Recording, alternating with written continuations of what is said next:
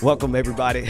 I was actually trying to get started this morning with the show opener, but that button didn't work. So welcome to another episode of Clickbaity Political Thirst Trap. I am one of three hosts, Benjamin Dixon, joined by my brother this morning, Marcus Farrell. How you doing, man? How you doing, Ben? How's everybody doing, man? Everybody down here is rocking and rolling, man. Trying to get Ossoff and Warnock elected. Yeah, man. I honestly hope that the typical thing that happens with elected officials doesn't happen this time, and that is broad coalitions of people get elected, get folks elected, right? Right. But it seems like whenever they get elected, they immediately only talk to the part of the coalition that's conservative and moderate. Right. And ignore all the progressives. Well, and then do you have a full expectation that's what's going to happen with both Raphael and Ossoff? Well, the Republican Party has made me believe that Raphael Warnock is a radical liberal. Man, have you seen all of these commercials? There's so many. The commercials are out of control. Just before we get too far into it, two things. I want to let you guys know that we are going to be joined this morning by State Representative Rabb. We're going to bring him up really soon because I know he has to get out of here. We're going to talk to him about his reparations plan there in Pennsylvania, and also Mundell may be joining us later on, but he's out there doing the work and he's trying to pull together something that tried to fall apart. And it's connected to the race here in Georgia. So if Mundell isn't on the air this morning, it's because he's out here in Atlanta trying to make this thing work. That said, we also have on deck, we have James Bubba Williams, known as DJ Exclusive. What's up, man? He's going to be in the background, keeping the party moving and obviously keeping everything going after the show, after we get done talking about politics. That said, I want to bring on the screen Representative Rabb of the 200th District of Pennsylvania. I had a chance, first of all, Representative Rabb, thanks so much for joining us this early in the morning, and we're glad to have you this morning. How are you doing, brother? Hang on one second. Let me just do something real quick. I think it's on my end. Yeah, there you go. How you doing this morning, brother? I'm well, thank you. Good to be back on the show. It's good to have you, and you're with this morning on Clickbaity with Marcus Farrell, and normally we have Mundell Robinson here. One of the things we talk about on a regular basis, and actually I think if anybody should set it up, should be you, Marcus, because we talk about reparations on this show quite a bit, particularly in the context of the present political landscape and the political fighting that's happening right now. I would love for people to know more about you, but also in particular what you're doing in terms of reparations. But Marcus, I just want to pitch it to you in terms of just the conversation in terms of reparations, and then Representative Rabb, if you could tell us about it in context of whatever Marcus frames. Hey, what's going on, Representative Rabb? Man, PA 200. This is a lot of y'all brothers up there. Good grief. There's a lot of arguing right there to get some stuff done.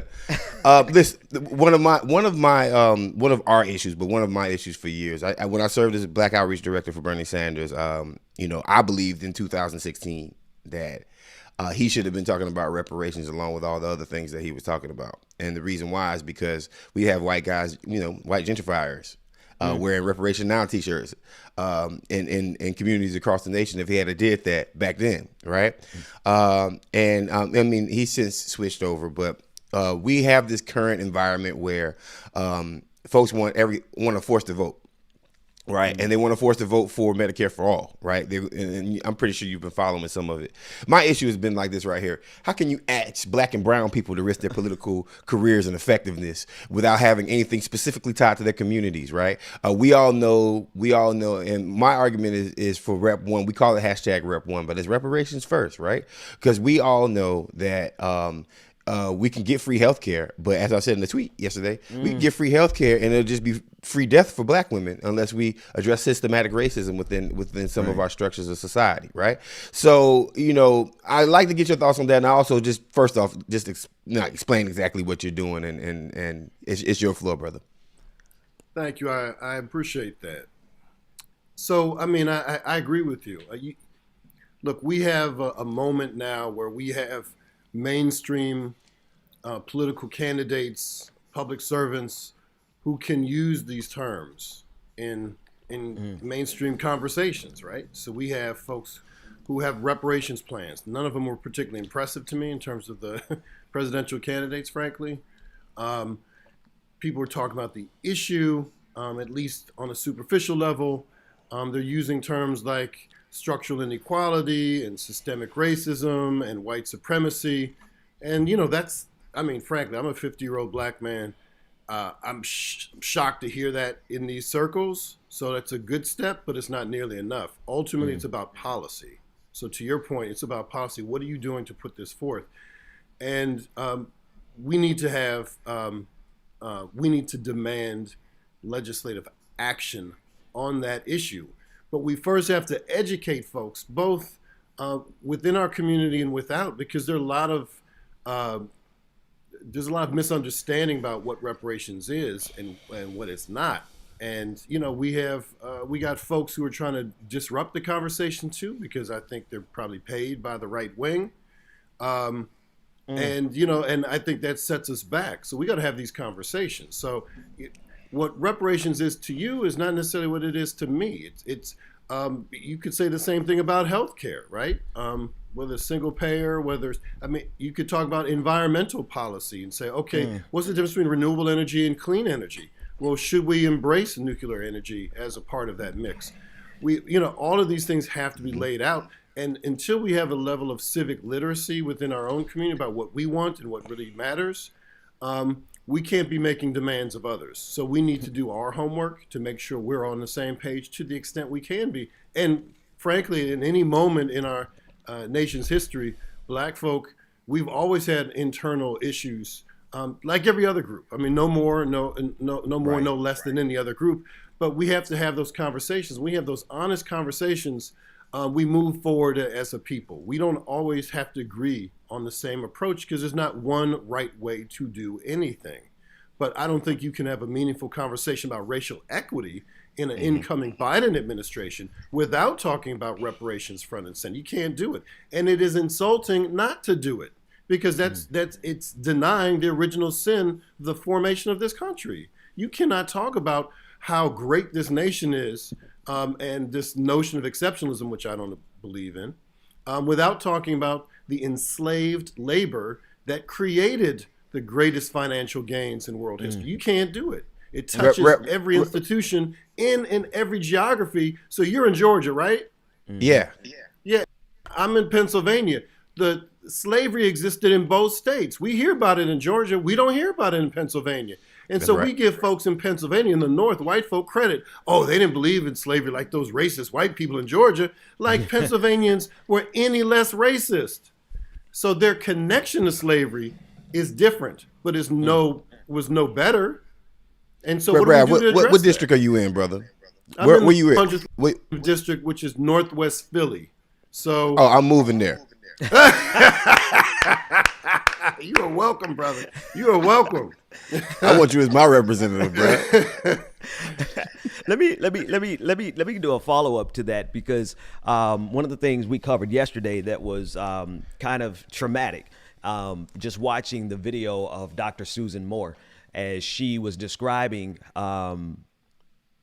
ultimately what led to her death from COVID-19 because of the disparate racial treatment that black women specifically get in the healthcare industry. And then this morning, I had the unfortunate task of reading an article in which the doctor who's responsible for that hospital in Indiana said that that she intimidated the nurses.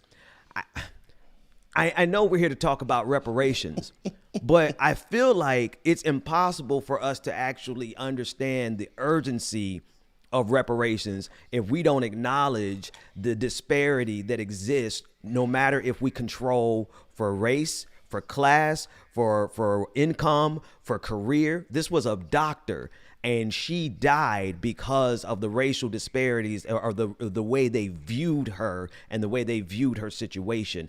Could you tie those disparities to reparations for us? Absolutely. And the reason I want to do it is not just because it's an important question, but my forthcoming bill is reparations for black folk in Pennsylvania for systemic racism, which is inclusive of slavery, but not exclusive to it. There you go. Right? It includes all forms of systemic racism, and that includes the disparities in treatment and outcomes in healthcare. And this is personal to me for a few reasons. One is my father was a physician, and his father before him was a physician.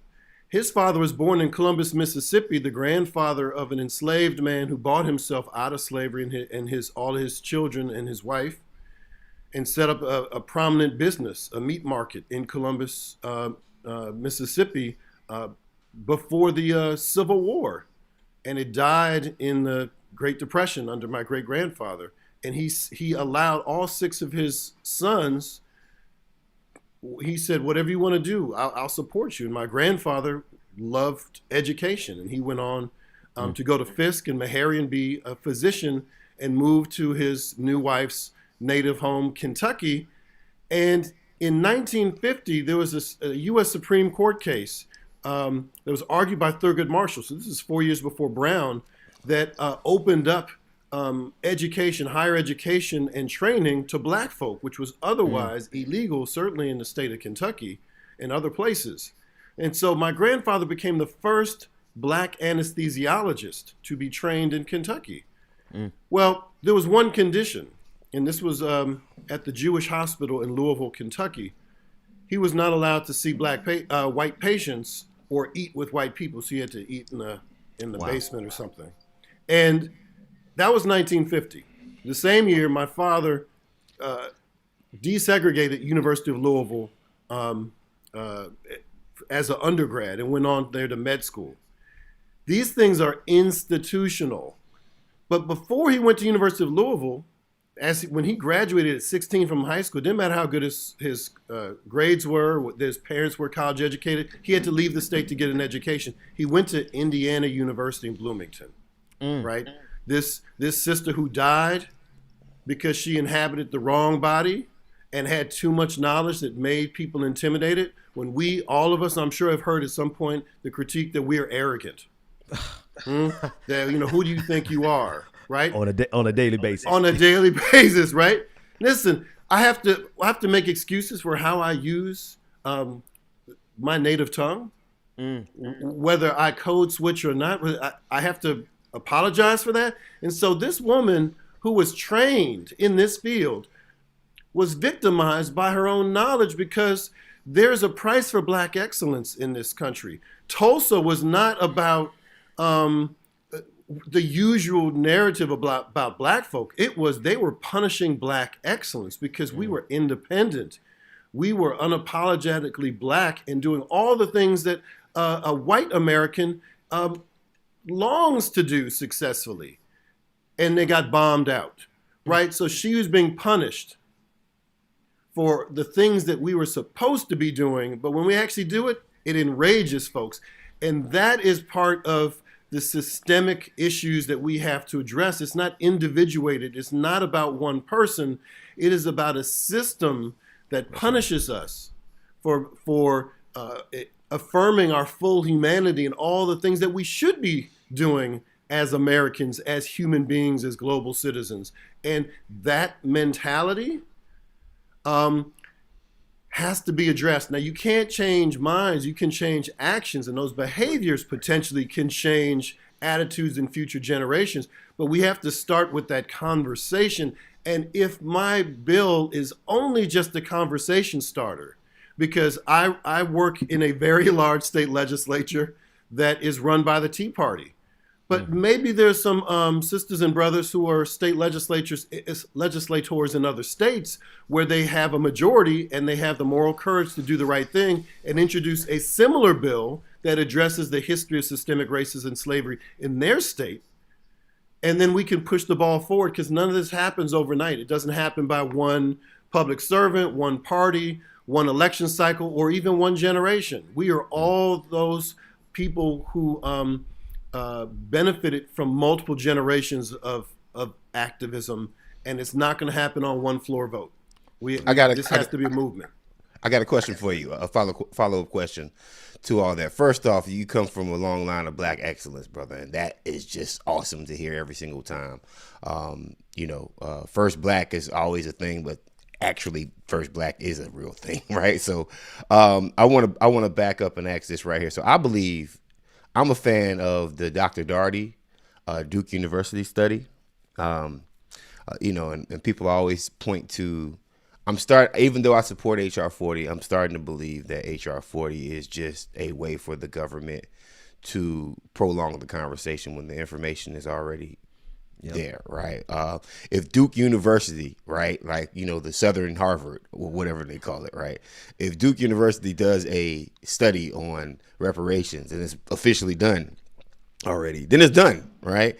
I think we're prolonging the conversation, and I wanted to know what your bill is specifically asking for, and in the state of Pennsylvania, and how that might translate to other states across the nation, and also like what your bill, and does your bill have a study in it first, or are you just asking for the reparations straight up?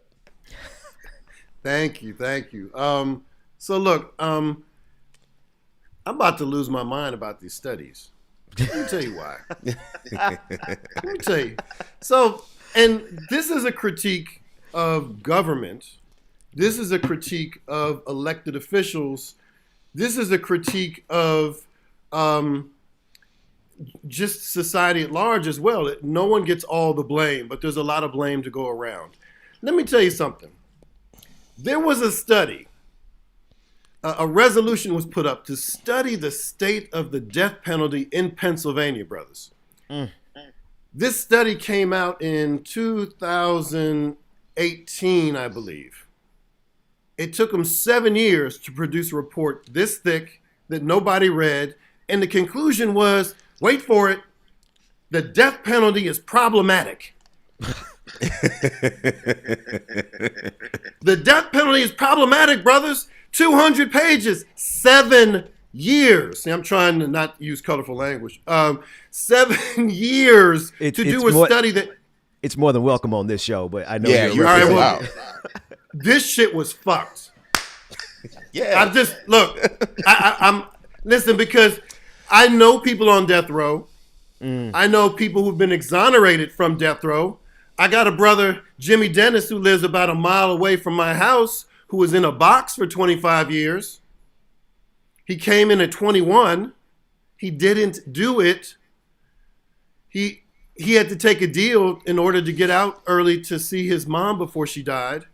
So we're talking about really important stuff here, and it took him 7 years to produce something. Why? So you know what I did? This is really important. Now, this may sound crazy to some people who are watching, but I'm just going to say it. I talked to the executive director of the commission who put out this report. Does that sound crazy to either of you? No. Okay. Well, let me tell you, it was crazy because what he told me was I was the only lawmaker who'd ever asked. Whoever asked him how the process works, brothers, how it works, how you get a commission. You have to pass a resolution, and then the study is forthcoming. So we'll give it X months or years, whatever, to do it. And I said, well, break down the process of after the House resolution is passed, what happens? And he laid it all out. And I said, well, surely other people know this. He said, well, you're the first person ever asked. I said, but I've been in office for just 4 years. I'm fairly new. There's folks who've been in 10, 20, 30 years. He's like, what do you want me to say? Like, you are the only person who has inquired about the architecture of the process. So your frustration, Marcus, is deeply felt here in the Commonwealth of Pennsylvania because I don't have time for that shit, right? I don't need anybody to tell me, oh, well, you need to look into the vicissitudes of we got plenty of scholars, all of whom are black. We don't need to outsource any of this to folks outside our community. When we can, look, you get talent where you get talent, that's cool. But there are enough black people alone who have PhDs, who have, and folks who have GEDs who have studied this. Come on. Folks who are part of in Cobra, other groups, where they can give you this information. We can put a nice little binder on it to make it legit for corporate media if that's what you need to do. But the bottom line is this. We know that systemic racism is real. It was born of chattel slavery, that every single state in the Union and every major and minor institution benefited directly or indirectly from slavery and from all the institutions that came thereafter. It can be documented. And the only question we need to ask, at least in the context that I'm describing this, is how was your state complicit? How was your state complicit in all of these systems of oppression? Because they passed state laws that explicitly barred black folk, penalized, marginalized, victimized black folk. Every state, they did either explicitly or implicitly. And slavery was a state law. Let me repeat that. Slavery was a state law. Okay, it was the federal government embraced it, but it's happened under states. So I'm not saying that the feds don't have any responsibility. Oh no, we need to go after that on the federal level too. This notion, don't let anyone convince you that, oh, if you do it on the states, then Congress won't act. Congress doesn't need any excuse not to act.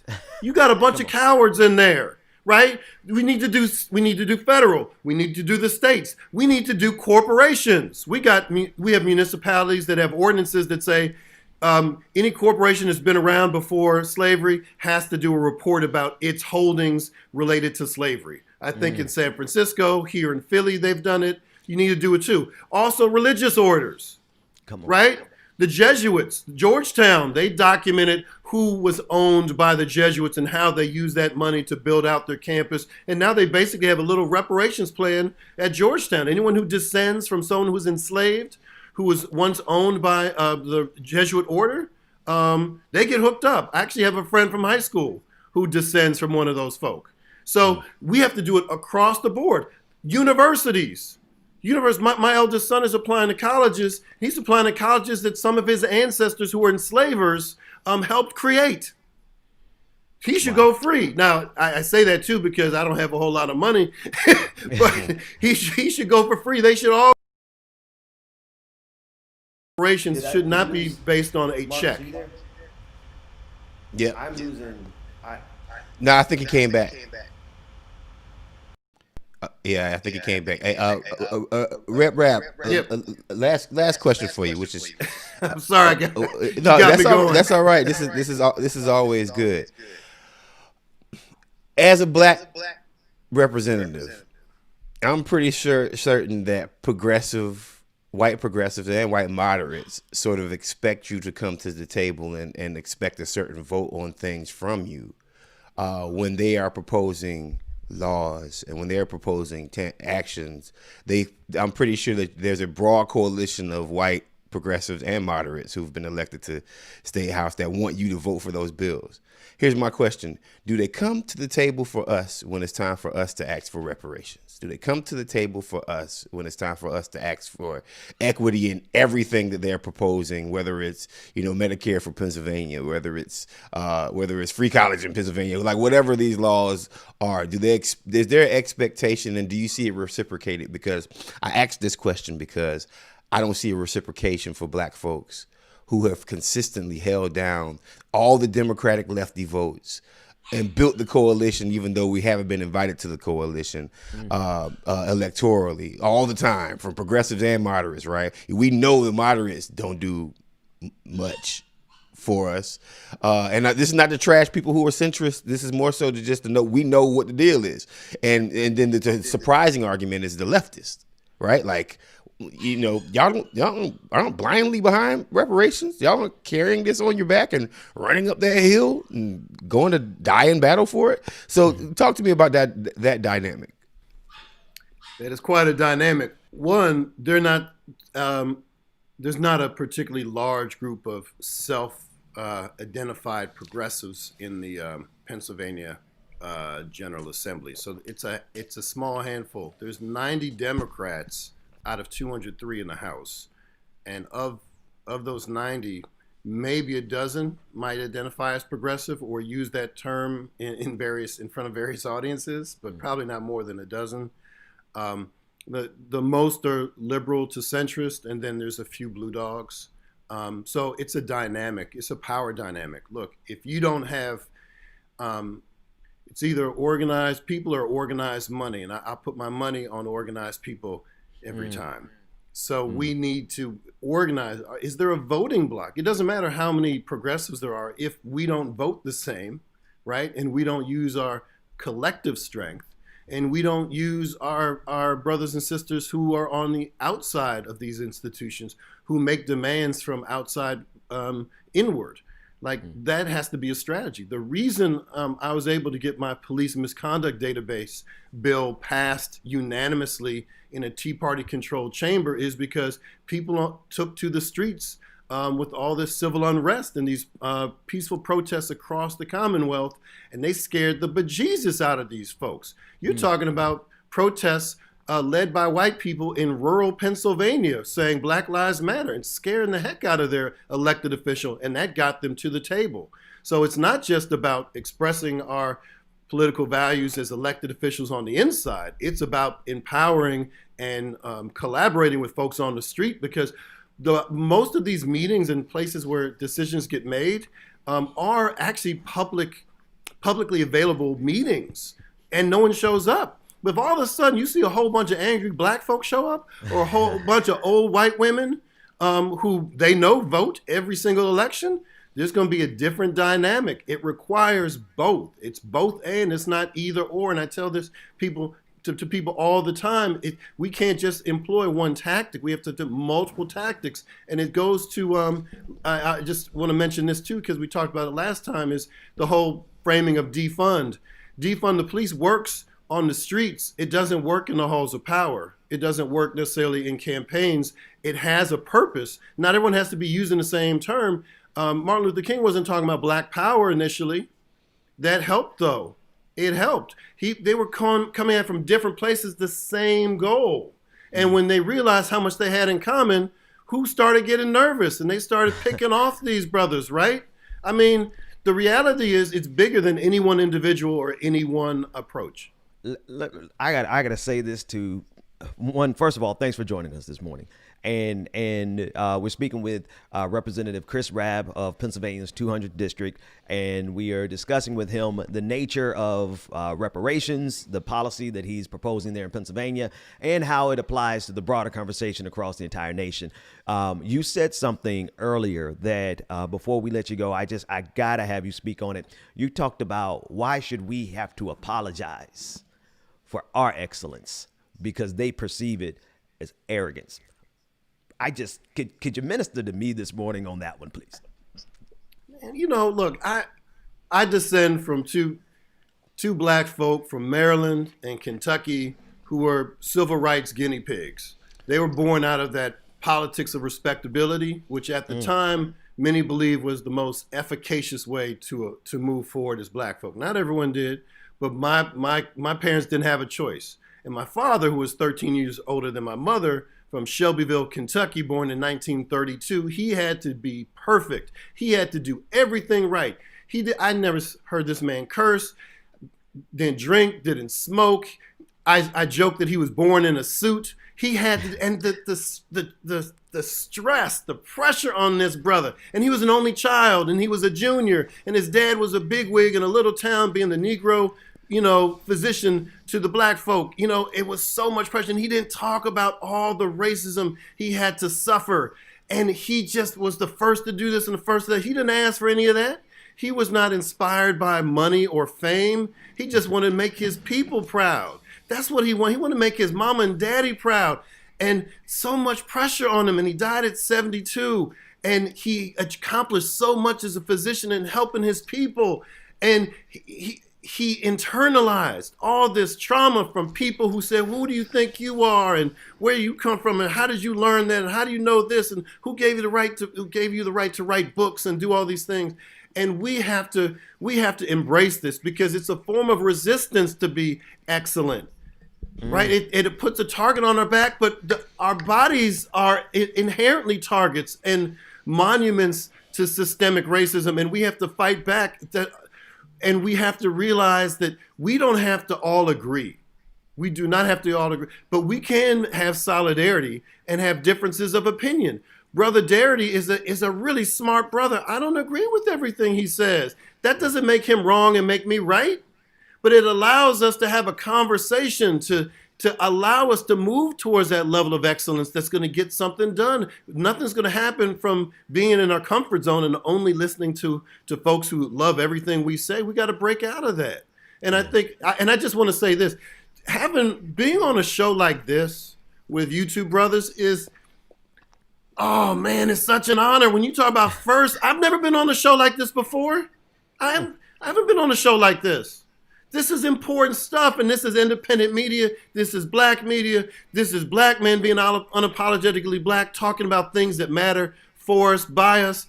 And this is the type of thing that we have to do. You know, there's importance in words and language and discussion and thoughts that precede meaningful action. We need both. I don't want to hear people say, what are these brothers doing? They just on here talking. No, this talk is good as it precedes meaningful action. And I applaud both of you, not just because you had me on the show, but because you're doing something. You didn't ask for permission. You're doing it. And this is exactly the type of discussions we need to have on a regular basis to allow us to get to the next level. Word. Marcus, I want you to get in there. Yeah, so no, this is good first. And if somebody tries to say that about Clickbaity Political Thirst Trap, we all got receipts about how much work we really did. So man to that. But I am going to touch on your last point. When we talk about reparations, there's a segment of folks that think they own the conversation.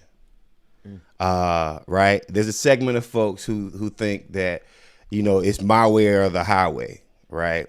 And it's not even opened up to dialogue. It's just anger speak. Like, especially if you go to Twitter or especially if you go online, people go from 0 to angry in 2 seconds, right? Like, well, why did they say it like this right here? And we don't need Rep 1 and we don't need nothing else. And we don't this. They're haters. They want to be on TYT. They're haters. They want to be on CNN. And it's like, nah, nigga, we just want to be free, right? Like, you dig what I'm saying, right? Like, it's not even a slight against you or anybody else who did it in the past, right? Reparations has been talked about since Reconstruction, right? You know how many different ideas about reparations have happened since Reconstruction, right? We didn't see how bad it got, right? From Darty to King to, you know, to Marcus Garvey. All of them have written extensively about what reparations will look like. So I guess my question is, with all that right there, and there's no, and I always say there's no moderate way to black liberation. There's also more than one way to black liberation, right?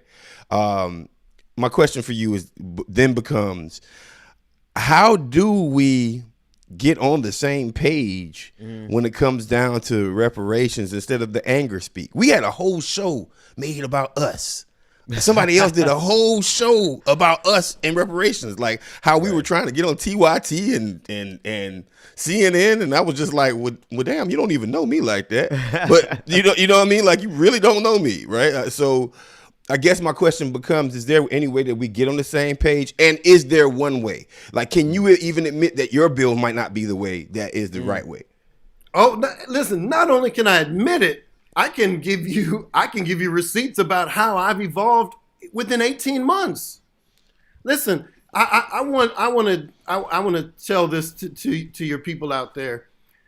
When I started with this, I announced on the 400th anniversary of Black folk being brought to Jamestown. There was a big event at Independence Mall in Philadelphia where my partner in crime, Michael Cord, who did so much work on this issue, honoring the ancestors who were buried in that place. We did it on the 400th anniversary, and I announced a forthcoming bill so that was 2019. The hope was that by the end of 2019, or the end of that legislative term, which just ended November, I would have formally introduced the bill. But as I got closer to that deadline, I felt that I wasn't humble enough. I felt that I had not done the work, the due diligence, and engaged enough stakeholders to properly introduce it. And so I waited. I waited, and I'm still working on it to make it right. Now, I know that, I can be a perfectionist, and I don't want to suffer from analysis paralysis, but I want to do it right. And so this is what I want to say on this issue. My bill may not be the only bill. It may not be the bill to help every single state. It may not even be the best bill for Pennsylvania, but I know one thing. We have a 0% chance of moving forward if I do nothing. And that's right. I'm not keeping anyone else from doing their own thing. And I can support their bill and they can support mine. Or if someone says, look, I want you to go a different route, I'll listen.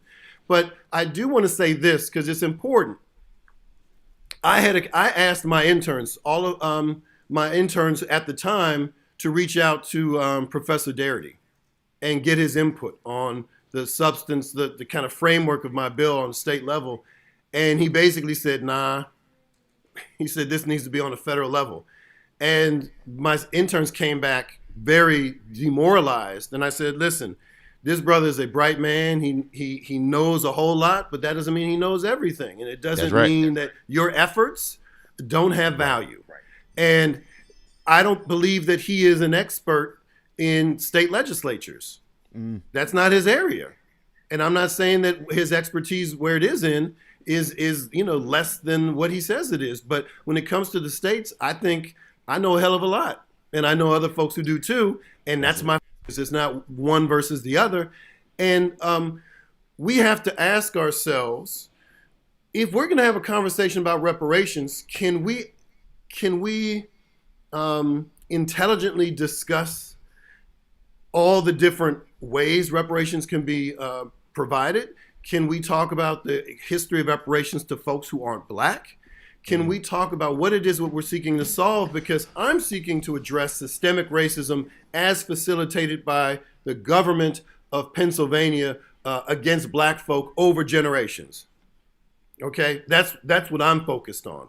Anyone else can take any different approach. Corporations, foundations, universities, private sector, feds, whatever, municipal, and they all have value. But this is what I do want to say. And this goes to the part where you mentioned, there are folks who are like on Twitter and other places who are really disruptors, not for change, but for trouble and not good trouble, right? They got issues. They got issues. And they come after me. They showed up at one of my panels and said, where's my check? So you know what I did, Marcus? Because you want to know, like, how do you respond to that? He said, where's my check? Where's my check? And I said, how much you want, brother? I take out my fake checkbook. He said, how much you want? Well, what is the price for what I've described for my bill, which is, right, the injury to Black Pennsylvanians by the state of Pennsylvania? How much is that? He said, oh yeah, we're going to figure that out. Oh, is that right? Then why are you hassling me now? Because I'm not keeping you from figuring that out. But if you're asking for a check and you don't know how much you think you deserve, and let me ask you this. If you've been in the state for 18 years like me, because I was born and raised in Chicago, and someone else's family has been there for 180 years, and my whole thesis is that the longer you've been Black in Pennsylvania, the longer you've suffered under white supremacist laws, then shouldn't your family get more if they've been here 180 years versus 18 years? And they're like, yeah. I'm like, well, so how much? So what's the difference? Like, how much should I get versus how much someone whose family's been here 180 years should get? And they didn't have any of those answers. And I said, exactly, because you don't know the answers, and it's okay. It doesn't mean you're stupid because you don't know all the answers, but you got to work with folks and get those answers together and have those conversations that reveal the complexities of the issue. This is not easy. The other thing I want to say is this, too. When we talk about money and lump sums, is it $1 billion? Is it $1 trillion? Whatever. It's going to bankrupt the nation. The way we get to a point where we say we don't need reparations is when we have no racial disparities anymore. That's right. Right? So reparations is ongoing. It's not one check, and it shouldn't be about individual benefit, because if we're talking about, as I am with my forthcoming bill, systemic racism, that means that we need to have systemic solutions. And the systemic solution is not giving one brother on the corner a month some cash. Right? Now, that doesn't mean that I'm opposed to cutting checks. I'm not. But the bigger issue are systemic solutions to address systemic issues. And that is really important. So if it's not about a single check or a single lump sum to go to the Black community, it's about what are the interventions, policy interventions as it relates to healthcare, education, employment, housing, entrepreneurship, civil service, all of these different things. How are we going to make sure that those things are implemented and that they're implemented by ideally an independent body of Black folk who influence those decisions? Because I don't want random people. I'll be honest. Look, I don't like when people call me a politician because politicians ain't shit. Hey, we almost got to a fight. We almost got to we almost got to a fight on this show over.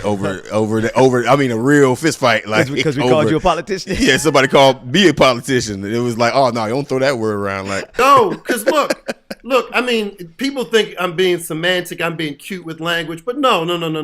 Listen. The moment I stepped into the state capitol after I was sworn in, I quickly saw the difference between a politician and a public servant. The politician came up to me and said, "Hey, how you doing? Let me tell you how things work in here. If you want to do this, you got to do that." And they were telling me all these things about how to game the system, and it all had to do with personal advancement and self-aggrandizement and being, shady in terms of ethics. And I'm like, Lord, who is this person? This is awful. And then I met a public servant, and the public servant was, "Tell me about yourself. What led you to run? Why do you want to serve? What issues are most meaningful to you? Tell me about your constituencies." That was a public servant. I said, yeah, I'm going to get along with that person. That first knucklehead, when I see him coming, I'm going to walk the other way, right? So, and it's a big difference. So I'm a public servant. If I'm going to serve the public, I need to listen and work with the public. And that's what we call co-governance. I can't move reparations. I can't move police accountability issues without working with folks in the street. Any landmark bill I'm working on has the fingerprints of the people on them. I don't just put stuff out because it looks good. I'm rolling up my sleeves with folks who are doing the work, who are in the trenches, and I'm not in those trenches necessarily. I'm in the trenches in the state capitol, but I'm not necessarily in the trenches in every issue that I'm dealing with. I have too much humility to think that I know all that stuff and I'm the expert, but I know how to bring people together, right? And listen, if we don't bring people together, knowing all the cleavages that exist in our community for generations, which is okay, then we are part of the problem. So it's all right for folks to push back and say, you know what, I don't really agree with Rep. Rabb's approach, but that don't make me a punk, right? Right. Right? It means we have a difference of opinion. And sometimes those critiques will be like, damn, you're right. I'm gonna flip the script. I'm gonna evolve a bit. Yeah. And you know what, Representative Rabb, if it doesn't make you a sellout because you don't have the precise strategy that one particular subgroup has when we are all working multiple strategies. And even if you don't agree with their strategy, you're not trying to stop them. You're just saying, I'm working my thing. This conversation could and should go on forever, but I do know that you're going to have to get out of here. And I would love for you to get one last word and tell the people how they can get up with you. The audience is really excited about what you're doing and what you represent. So if you would tell the audience all those things. And before you do, because I want you to have the last word, I just want to say it is extremely dope to be able to have conversations with reflective ass Black men who can take and pause and take a self-assessment of themselves. And I appreciate that you not only represent the fight for reparations, but you also represent the fight to know yourself. Noce te ipsum. And that's what I hear when I hear you speaking. So get the last word and tell everyone how they can find you. Well, first, I appreciate the affirmation. I'm so moved to be on this show for exactly the reasons you say. So I'm really honored. I really am. This is important. And we need each other so much. We have to express self-care. And one of the ways we express self-care is by acknowledging and affirming others, and particularly as Black men. So I want to honor both of you, number one. Thank you, brother. I have a lot of tree huggers in my district, and I lovingly say that. I guess I'm a tree hugger too. I'm not a vegan. I don't live in a greenhouse or anything like that, but I'm getting there. But I never hear my most ardent environmental activists, colleagues, friends, neighbors say, let's ban coal. Never hear them say, let's ban coal. They say, let's ban fracking. But they never say, let's ban coal. Does that mean that they're sellouts because they haven't explicitly said, let's ban coal? The reason they don't say, let's ban coal is banning itself. It's dead, right? I mean, these plants are dying every day.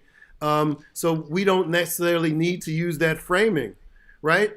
So when we talk about folks who may accuse us of something, being a sellout or being incrementalist or whatever, because we don't get everything we want immediately in one fell swoop, that doesn't help the movement, and it's not indicative of things that have happened before that have allowed us to get to this place now.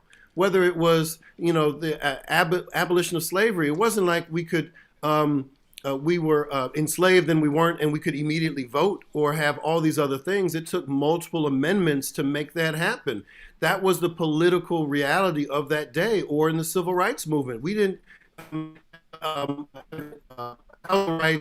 Rights, rights all at one time. That happened over time, and it's not to say we didn't demand it or need it generations ago, but these things happen. We dishonor those who do so much work on the front lines by saying, "Oh, if you don't do exactly this one way, my way, all the way, that somehow you were less than." We got to embrace people, and we have to accept that.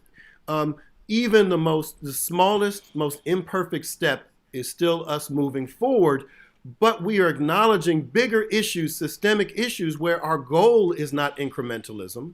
That's not our goal. Our goal is to overhaul a system that is profoundly infected, right? That's what we're seeking to do. We're trying to reimagine a world where there are no margins, where we are treated with our full humanity. And we can do that, but there's no one way to do it, and it's not an either or game. And anyone who believes that your success has to be at the expense of others who claim to have the same goal are people who have issues that they need to work out, maybe on a couch and not here, because this is not the opportunity. This is not the setting for that. This is where the real work happens. Hey, Rabb, thank you for joining us today, man. Like, you are an inspiration and have kind of sort of brought back a good feeling about some elected officials that I was starting to lose hope and faith in. But don't call that man a politician, though. He's elected officials. Did I say politicians or elected? No. You said, I said, but yeah. Right. Okay. Yeah. I don't want him to jump through the screen on me, man. But listen, promise that you'll come back, hang out with the Clickbaity political thirst trap and trap squad members. Trap squad, let's get some super chats, some squirrels, some acorns up in these chat rooms for Rabb, man. All the way from North Philadelphia, PA 200. 200. Yep. Yeah, please come back. And let me say this also. Drop what's your Twitter handle? Like, what's your website? Where should people go? Rep Rabb, REP, Rabb, like rabble rouser. That and on Instagram, Rep Rabb. The Rabble Rouser. I love it. Thanks so much for joining us, brother. And we could love to have you back at any time. That is State Representative Chris Rabb of the 200th District of Pennsylvania. And you can also check out the other interview that I have with him where we talk for about 30 minutes about the very thing. Marcus, you want to take a quick break here? You want to give a commercial break first, and then we listen to some music and just kind of reset, because there's a whole nother probably hour of conversation we need to have. That's right. That's right. So, we got a lot of stuff to talk about. Yeah, we got a lot of stuff to cover. First, Ben, thank you for the introduction to Rabb, man. Oh, hey, I got to thank Nomiki Konst. Nomiki. Yeah. Nomiki. Yeah. Oh, well, thank you, Nomiki. When is Nomiki coming on our show?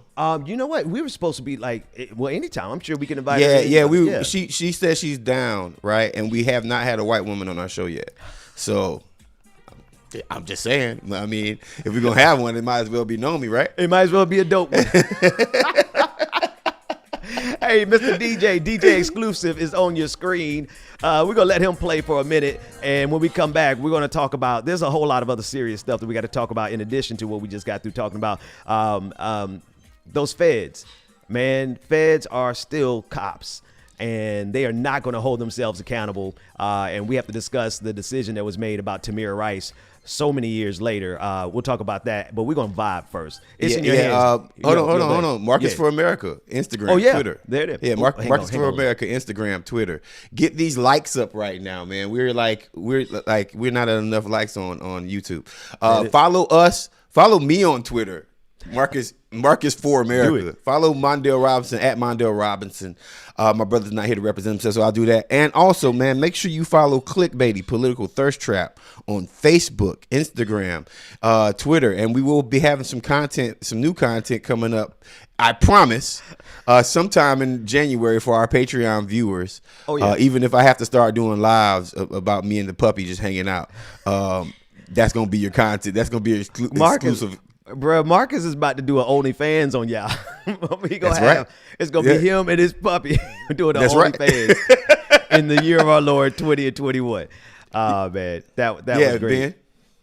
Oh yeah, that's good, man. I just want to jam. Y'all know to follow me on Twitter, but don't follow me on Twitter. Go read my bio on Twitter if you really want to understand why you don't really want to mess with me. I am not stable. So let's listen to some music. Here we go, DJ Exclusive. It's on you, brother.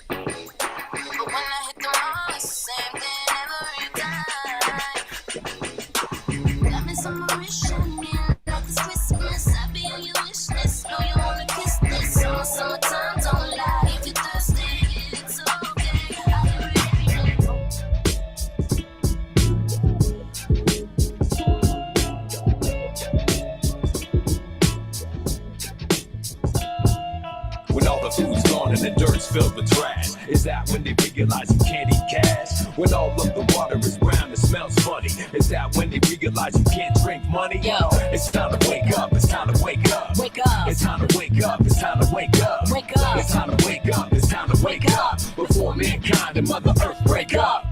Hello, children. Welcome to the space station. I'm glad you chose our program for your summer vacation. We sent you the history of Earth. I bet you read it, cause instead of goofing off, you're here to get some extra credit. That's good. Education leads to success. Ignorance and hesitation. Marcus Farrell, do you see how many shout outs your dog is getting in the chat room? Hey, Wody's a G. Hey, Wody Bobo is getting a lot of love in the chat room. I mean, he getting his own super chat. He cussing me out. He cussing me out from the next room right now. I hear him. That's why you put me on mute. You saw me put you on mute? Yeah, he in there cussing me out. That dog hey bro, that dog was barking up a storm during the interview, but you know what, the audience love it. DJ Exclusive, hey, he plays it. What I love is when the show is over and he plays nonstop till about 11 o'clock and people are cleaning up. People in the chat room saying, hey, we cleaning the house to the DJ. So we just trying to give y'all an experience. That said, the music, I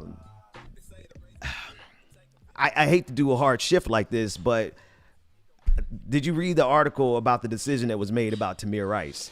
And in particular, in specific, it was the fact that the federal authorities did not find any conclusive evidence to have any federal charges against the officers who pulled up on the scene. And the video, the video is available. You can see it. In less than 2 seconds, the police officer pulled onto the scene, didn't ascertain anything, didn't ask any questions. Tamir Rice didn't ask any questions, barely stopped the damn car. I don't have to see the video again because it's seared in my head. I know the park, the pavilion that he pulled up in front of. He did not. The car was barely stopped before he got out, pulled out his gun, and shot and killed Tamir Rice. And the federal government has just told us that there was no conclusive evidence that something was done wrong. and it incites a level of rage in me that I honestly I don't care. I'm gonna say this, and Marcus, I'm gonna throw it to you. When people say little stupid stuff like, "Oh, y'all want to be on MSNBC," and I tell you guys, MSNBC can't afford me. It's not just a hubris money thing. It's also they can never afford to put me on air because I literally will not be able to get on there and not say fuck the police. And the fact that I know that the feds, they're just a higher order of pigs. And they are never going, and I didn't want to say this with Rabb, like, I know we get loose on our show, but I want him to be held accountable. But fuck the police, the feds, and all of them, because they will never give us justice, and they're going to keep playing around with black people who are suffering from a countless number of traumas that we just have to compartmentalize and say, okay, we're going to live to fight another day. But there's going to be a day where black folks are going to say, we've had enough. And y'all better start listening to us before that day comes, because I think it's around the corner. You know, they use the excuse to dismiss it as the video was too grainy, right? And when I think about that, I think to myself, I mean, there's enough evidence in that video to let you know that Tamir Rice, that video wasn't grainy, too grainy to find. If you see a car come in the video and then less than 5 seconds later there's a dead black kid with a toy gun, that's enough evidence. The irony, what's funny is the family of Tamir Rice had 4 lawyers. The Ohio Police Department, the police department had 5 experts, right? And first, how they framed that was just wrong, right? Like, you didn't make it equal with a independent counsel that was brought in from the outside. No, but this is the last swipe of the Trump administration, man. It's his Justice Department. He's on his way out, right? And they know this is one of the bigger stories that happened, right? So for a lot of folks who, and even if it's not Trump himself, which it is the Justice Department, we can't get justice, man. Justice with us. Because we all know if it had been the opposite way around, oh my God, they would have found a way. They would have found a way to find those cops guilty, right? Yeah. I just want America to think. Y'all think Sandy Bland? Y'all think that she hung herself? Y'all think she was? Y'all think she was guilty? Y'all think no. Right? Do we think that Trayvon Martin was beasting when he was defending himself, and Zimmerman pulled out that gun? I'm gonna be honest with you. I think he was whipping George Zimmerman's ass. I think he was beating the snot out of that blankety blank blank blank. Right? I am gonna try to hold it back a little bit, because when we talk about these issues, brother, it pushes me into a place of I don't care. Burn this all down. Y'all got to understand, we don't do this thing because we are not media professionals, okay? We are not media personalities.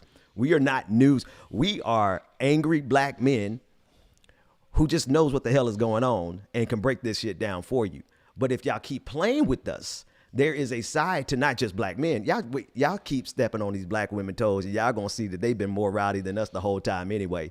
I really think I say this about Sandra Bland, like, I think that there is a catalog of traumas that has been built up in the black community that has not only the trauma itself, and I'm gonna stop I usually don't cover these stories because it does something to me. But the catalog of traumas itself is bad enough. The fact that y'all killed Tamir Rice is bad enough. But it's the fact that y'all crucify that little boy every chance you get, over and over again. You re-traumatize the family over and over again, and you think it's a fucking game to us. I do not have the emotional capacity to engage with you all as a media professional. I'm telling you, as a black man, y'all gonna stop this, because we're not gonna be able to handle this much longer. Yeah, you know what? I'm numb. I'm not quiet. I'm just numb, right? If I were to turn my camera a little bit, that picture right there is a picture of my cousin, Jonathan Farrell. Yeah. I hold him up. I lift him up. It's funny when people say that we're trying to do some moderate crap. And they have no idea, brother. Yeah, when like literally, people are out in these streets fighting for black folks for real. Like a lot of people who just are trying to be clout chasers don't realize that the truth that are at least coming from me, because I can't speak for you and Mondale. I just know y'all resumes, right? But I'm gonna talk about my truth, right? Like I protested for Trayvon. I was one of the first organizers on the ground. And my own cousin was killed by a white supremacist nation in the police department. So I'm numb, and I'm not even offended by these little tiny puny humans who talk out. But I don't want to make this about us. So let me back up. And I don't want to make this about the haters. So let me back up. I just want to be able to work together with other black folks to call out the obvious things that are happening in our society, right? And they are hurting and killing us in real time. And like every single time that something like this happens, I just go back to reparations, right? Just follow what I'm saying. And it happens all the time. What I'm afraid is going to happen is that, we're going to have another federal program that we have to just years later on have to figure out how we root out the racism within this new federal program, right? Because again, Tamir Rice didn't get a chance to use that Medicare for all. He died. He was killed in 2 seconds of the cop coming on the scene. Right. Just follow what I'm saying, right? Like, and I know folks are like, well, it's gonna help out everybody, but what I'm saying is, until we address systemic racism in all forms, and build a coalition that is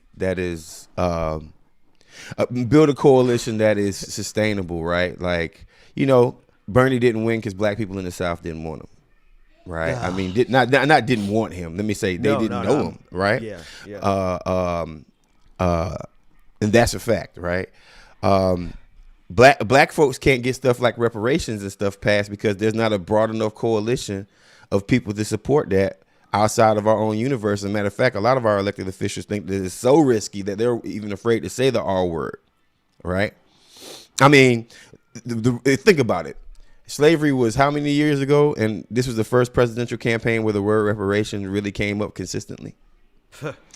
Right? Like so we're in a country that's afraid to address its sins, and they want to wait it out till all the black folks are just over thinking about it, and they want to normalize oppression, and they want us to normalize, well, y'all do get shot by police because you guys are organically horrible human beings and cops can kill you, and shut up and don't say anything else about it. Yeah. That's what they want. Yeah. That's what right? They have to dehumanize us to justify it, and they're more than happy to crucify Tamir Rice every day. I just want to, man, you mentioned your cousin. Can I tell y'all how this stuff sticks? Every time I hear Jonathan Farrell's name, I know exactly what he's wearing in his picture. His FAMU jersey, white shirt, black tie.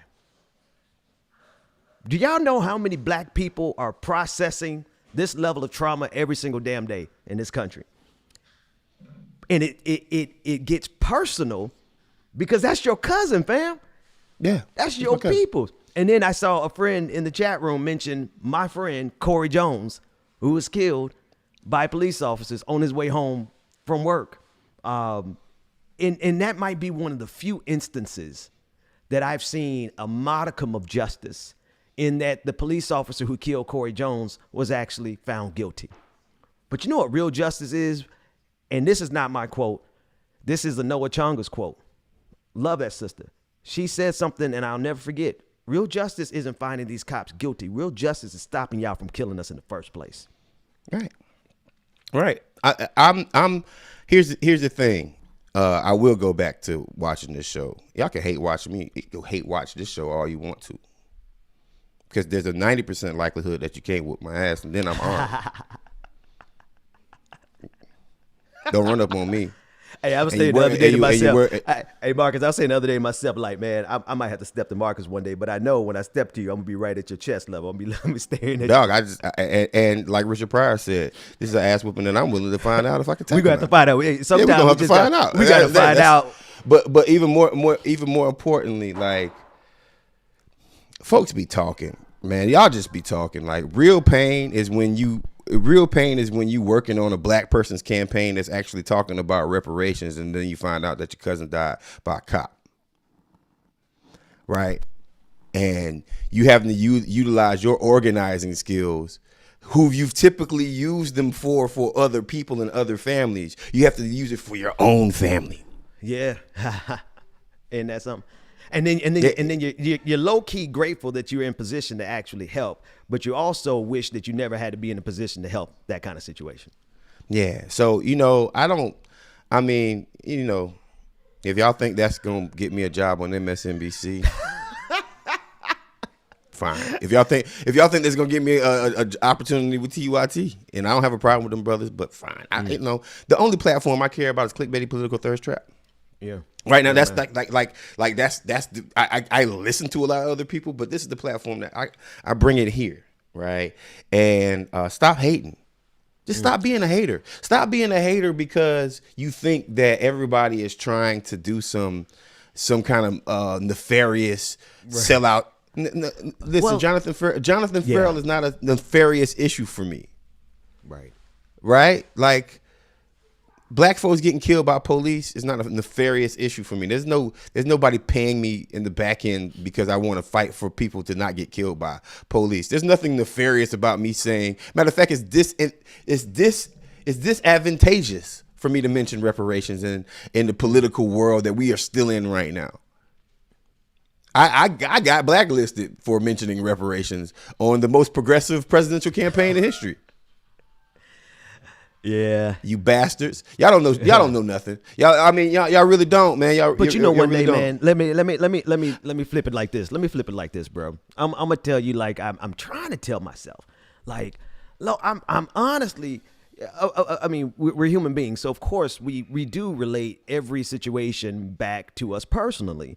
And that's human, right? Because the implications are personal. We are talking about the fact that I have to consider how my sons show up in this world for their safety. So yeah, excuse us if we make some of this stuff really personal, but him losing his cousin to a cop is personal. Me losing a friend that I played music with every Sunday is to cops.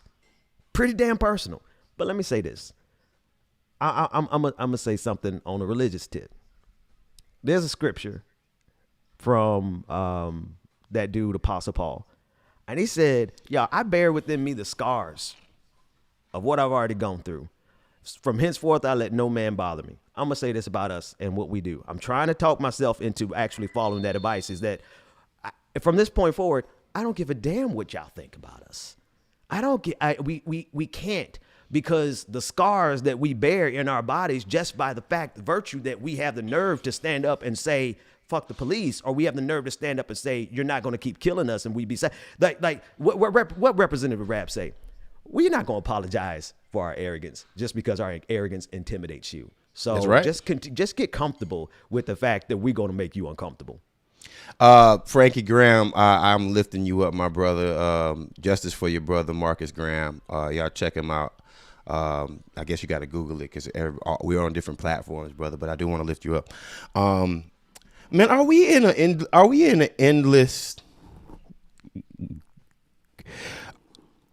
People make shows about us. Like, I'm pretty sure there's somebody watching right now that's gonna go. Yeah, no, I gotta get used to that. I know I gotta get used to it, man. But like, seeing somebody go off of my little idea, by the way, it was. Rep one, right? Rep one was my idea. I own it, right? Because one of the biggest moments in progressive history, when it comes down to one of our biggest, most recent asks, and a tactic ask, was being asked without including black folks. Because there's so many folks that think that Medicare for all is going to save Black America, which it's not, right? It's just going to allow more access to free death. Sorry. That's because we know that the medical care system is a little messed up. So I brought it up. I bring that up because, folks have made, I just been watching people's shows and they quoting me and this is where all this is coming from. Right. And I found it funny because folks are quoting me, right? Oh, you wrong and this, that, and the other and this, that, and the other. Right. Like, and I'm probably the most accessible person, man. You want inbox me on Twitter if you want to talk. If you got my name in your mouth, just inbox me. Let's talk about it, right? Let me. But hold on. I got a question for you, Ben. Is this just a long, endless punching up, punching down, punching sideways ass grift? Because if this is the world of progressive, I guess, punditry, this is a bunch of bullshit. This is a bunch of fucking haters, man. Like I can say this, man. I can say this. If y'all ever wonder why every now and then you catch me and I'm talking about some old sitting on the edge of a black hole, universalist kind of stuff, and I sound like I'm spaced out, it's because I got to escape from American politics.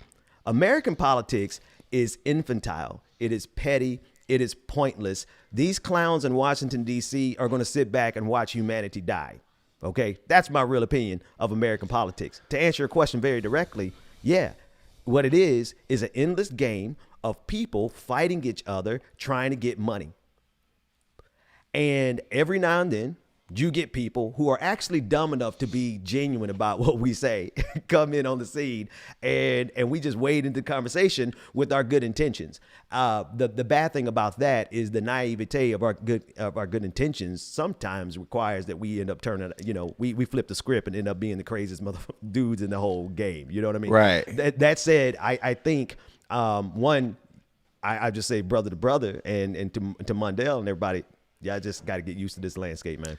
It is it's nonstop. It's all day. It's a part of the terrain, and you just got to find your own way to process it. Oh, well, I'm a black man that lived in the South that actually had police pull guns on me. So these words. So you get it. yeah, hold on. These words really don't matter that much, and that's the only reason I bring it up is like, man, y'all are spending a whole bunch of y'all done video edited, like y'all done got on the computer and edited. wait, but. Okay, now y'all are doing some work. Now let's flip this and laugh about this shit. Bruh, doing some goddamn work, bruh. Just because I had an idea. Check this out. No, and it's like, you remember the moment it happened. Wait a minute. I got an idea. And it has turned into this rep one idea. And it has turned into two things have happened. I'll give you, and I'm willing to take the critique because I'm just not above critique, right? Mm-hmm. The first critique comes from the black folks who are like, it needs to be standalone, it needs to be by itself. That ain't what reparations is. And to the folks who say that that's not what reparations is, I don't think they really watched my whole show or watched what I was actually saying, like go to bat for a whole reparations program that had already been written. Not this reparations means Medicare for all and a Green New Deal. I've never said that. That's just a dumb thought process. But people want to take these things, and that has turned. So my brothers and sisters who I love, I don't care. I love y'all still. We can disagree, right? But they try to just make it about you being a sellout or you being some kind of, and it's like, nigga, you don't know me. For real, dude. Like, you just don't know me, bro. Like, you know what's funny? Can I add to that though? It is actually hilarious. It's actually hilarious if you think about it, because you, me, and Mundell, we're constantly in a negotiation between our authentic selves and what is a good packaging for a morning show, right? We're literally like, go back. And every time we say we're going to stop cussing so much because we want to, our authentic self comes out and wins every single time it comes out, and we're going to say exactly what we feel and how we feel it. It doesn't mean that we ain't going to push towards professionalism, but at the same time, that's our dichotomy. What we're fighting between is our authentic selves and the fact that America probably really could not handle black people at their most authentic, right? We look, case in point, if you think I'm just using words, case in point, Dr. Susan Moore, in her authentic, brilliant black doctor self, died because her brilliant, authentic black doctor self intimidated y'all white folks, play with us. I'm trying to tell y'all, the nicest people amongst y'all have long been ready to overthrow this country because they have long been abusing black people in this country.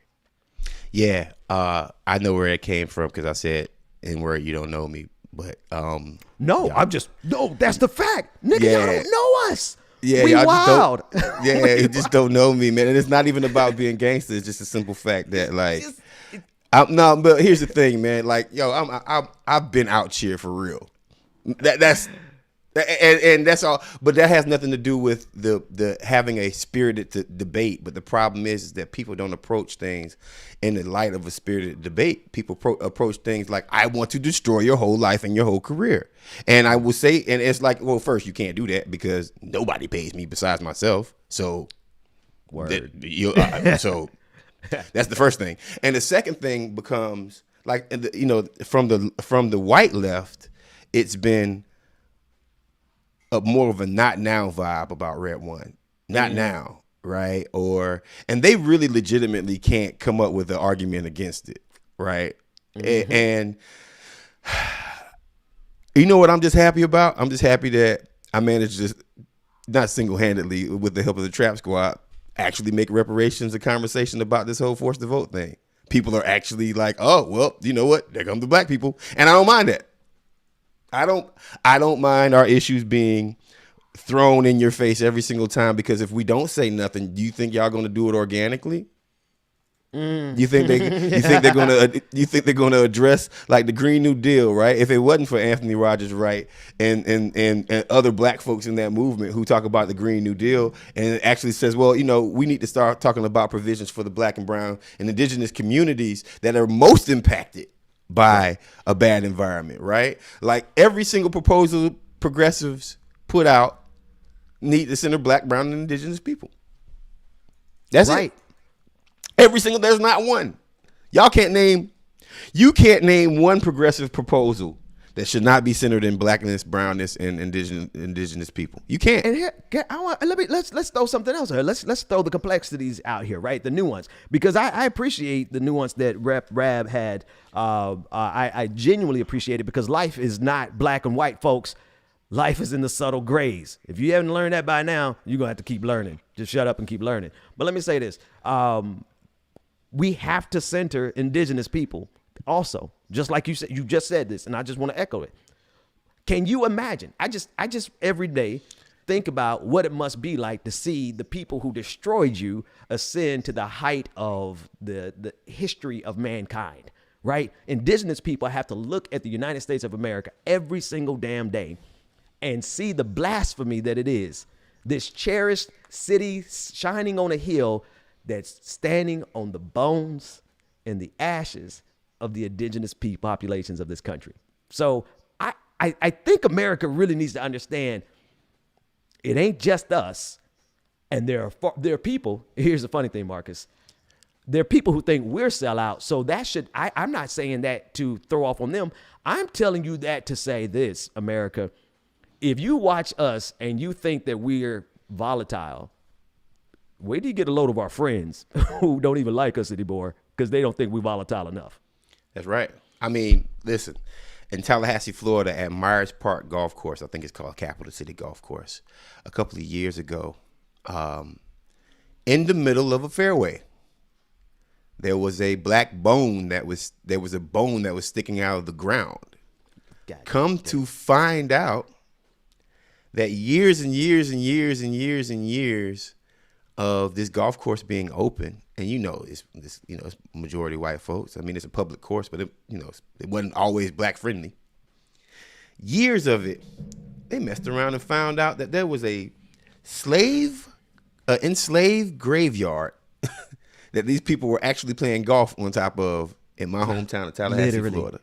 Like they were literally driving their cart and knocking little white balls on some of our ancestors' bones, right? Literally. We talk about the Trail of Tears, right? We talk about the Tuskegee experiment. We talk about just recently here in Georgia where they were giving hysterectomies to brown women, right? Like, I mean, you can literally go.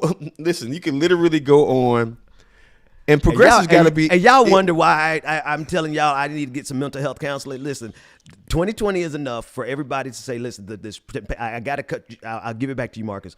But the stuff that you're listing, everything that you mentioned brings back all the stuff that I've had to cover about those things, and all of the anger and the rage at the injustice of there's a catalog. We got a Macy's Day Parade catalog of traumas in this country, and y'all act like we're unreasonable in telling y'all that we need to prioritize the trauma of Black, brown, indigenous people in this country because y'all are literally walking on the ashes of our ancestors. Listen, and we're gonna save their ass again. We enjoy. I mean, I mentioned all that, and then Black and brown folks just automatically come back to save y'all, even though we don't have nothing. We are not getting nothing from these people, man. Like, guess who the main target is for campaigns in the state of Georgia in this U.S. Senate race? Black voters, increasing the Black voter turnout. Period. Black voters. So that means that y'all get, okay, so first we know that there's no Medicare. All right, let me put all of this together for everybody. Some of you beautiful people and simpletons. Beautifully simple. No, some for the beautiful people and the simple people, right? Let me put it all together for you so everybody understands. Clickbaity political thirst trap believes in Medicare for all. Yep. We have never, ever said anything other than that. We just think it could be better. And we think that there's a better way of passing that bill. But some of y'all are so simple and so slow about coalition building that it lets me know that you have no earthly idea how to actually pass anything in anybody's legislature. It is what it is. Everybody thinks they're going to Rambo a Medicare for all bill through without a coalition. Man, the Black Caucus has slapped that. Okay. So you want Medicare for all passed. Let me tell you who is not going to allow Medicare for all to be passed. He's a turtle and he's from Kentucky. His name is Mitch McConnell. He won't even give y'all survival money. Yeah. Mitch McConnell got a hard time giving y'all $2,000 after 6 months. You think you're going to get free health care from a Mitch McConnell led? Okay. Follow what I'm saying to you. So that means that we have to get Mitch McConnell out the way, right? If you want Medicare for all, you got to get Mitch McConnell out the way. There's no way around it. There's no progressive anything without Mitch McConnell being gone. Check this out. In order for Mitch McConnell to be gone, we all know that rests on the state of Georgia right now winning their 2 U.S. Senate seats. Yep. The number one target in the state of Georgia for winning, that means the people who are going to be responsible for winning the U.S. Senate seats, which then therefore makes them responsible for saving America, is Black voters. I just tied in why Black people need to be respected in this conversation about Medicare for all. But I'm bringing up the issues of what Blackness is, and guess what? Y'all don't want to have that conversation because you're so stuck on one way. I'm sorry, I didn't mean to blast. One way of thinking. You guys are stuck on one way of thinking, right? Yep. The I'm right model, the condescending paternalistic model of the paternalism. This is how we have to do it, or it's not the right way. When no one has in this history of America, from Republicans, from the Tea Party all the way over to the socialists, has ever centered Blackness, but Blackness is being centered to win shit for y'all. Like blackness is being centered to actually gain power for people who might ignore us. Right? We have done this over and over and over and over again. And if anybody, any pundit, any person, anybody you watch on, they all capping. If anybody you watching on television, on MSNBC, on CNN, on all your white progressive pundits who want to say Georgia this, Georgia that, Georgia this, Georgia that, and this, that, and the other, and they don't mention Black folks, they capping, they lying. They don't know what they talking about. Which is. I have something to say, but I also want to pause and let you reiterate something that you just said, Marcus, because sometimes when y'all drop knowledge, it kind of, it's concentrated. You got to water it down so people can take it in chunks.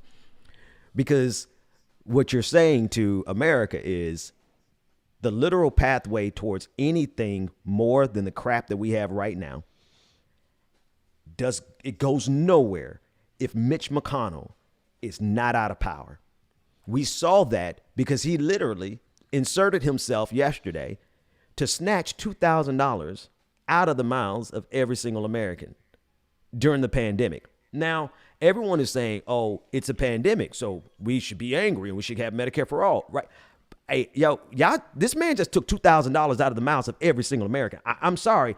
This one man, if we get rid of him at a minimum, we can get American people $2,000. I'm sorry if I prioritize that as the urgent thing that has to be done now, because literally it's either we get this done or we get nothing for 4 more years, for 6 years.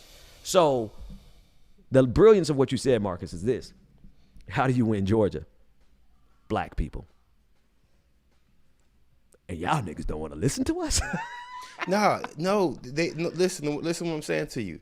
They want to, I mean, if you don't add reparations, if you don't add language to a Medicare for all bill that blatantly addresses systemic racism in healthcare and access to the same amount of healthcare, so situations like the Black doctor won't happen again, then you're using us. And you're using us because it looks like you want to replace the neoliberal style of racism with a progressive style of racism. That's what it feels like to me, right? But they don't think there's such thing as a progressive racist. Wait. But wait, it gets worse, because we're about to, like, if you realize that the people who are saving your campaign need to be catered to first, right? Then and also, come on, progressives, man, y'all don't even understand how big of a door these moderate Democrats are giving y'all, man. Like the door is wide open, and the shame of it is that the Republicans try to step through that door before the progressives try to step through that door first. Speak right? on that. Like, that's the craziest part. But like, there's so many black folks who are like, these people ain't doing nothing for us. But you know what? All you hear in Georgia, even though these are communities that have been historically ignored, Old Fourth Ward, the SWATs, man, like, you know, all these cities, man, some parts of Gwinnett County, some parts of Cobb County that are black, that are just Fulton County, that are just showing up for these Democrats and have been historically ignored. And they are, and it's like, and even then, we're going to the polls like, in a goddamn pandemic. Yeah, we gonna vote, but you know, y'all ain't gonna do nothing, right? Like, that's what's happening in Georgia right now, right? So then when we show up, and then, you know, but folks are already like, and it's more now than ever. Trust me, when I say that there's more people who are out loud like, y'all ain't doing nothing, y'all capping, y'all lying, y'all ain't gonna do nothing for us.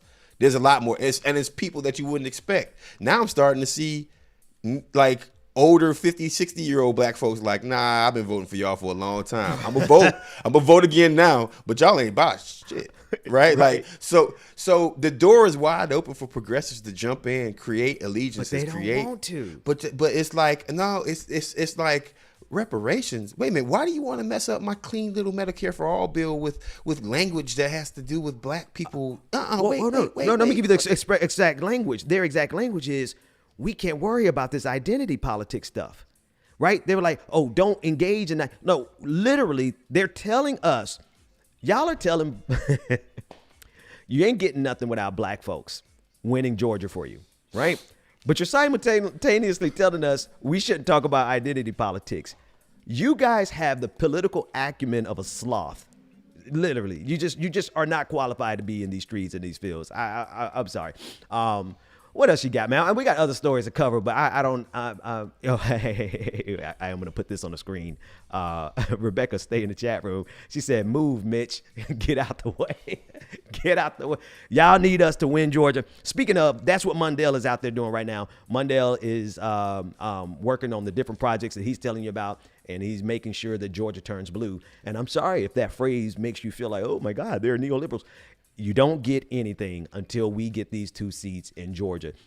We had a video shoot yesterday.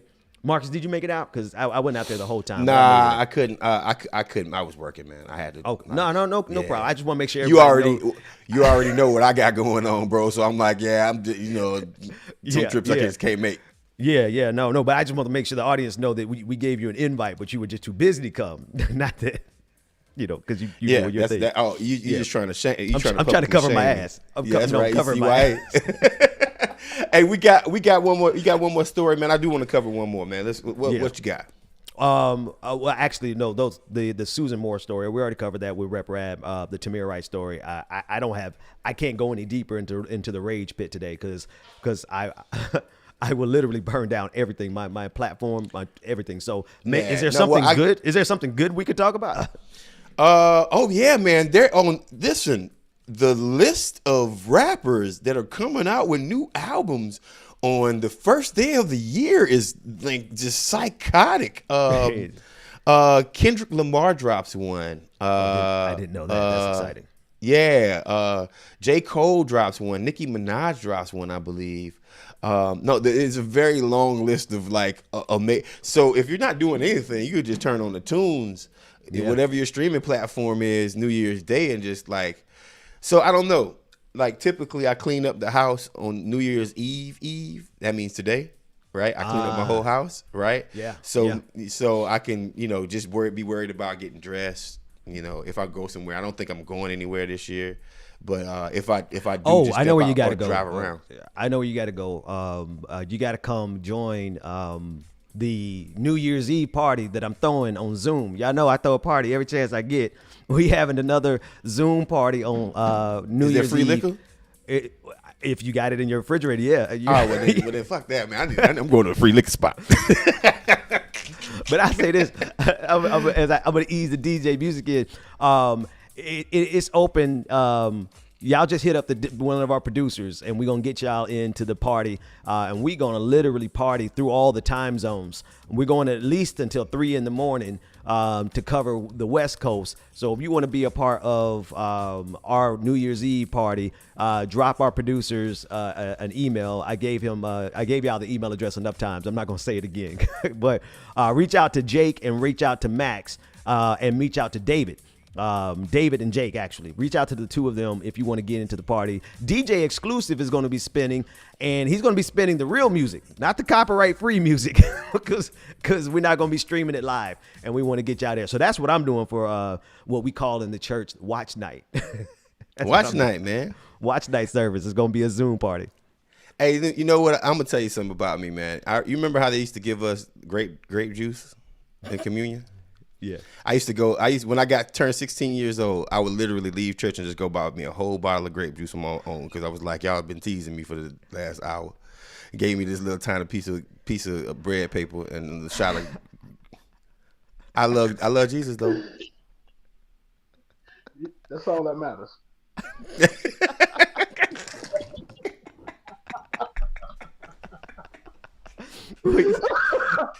We have no damn sense.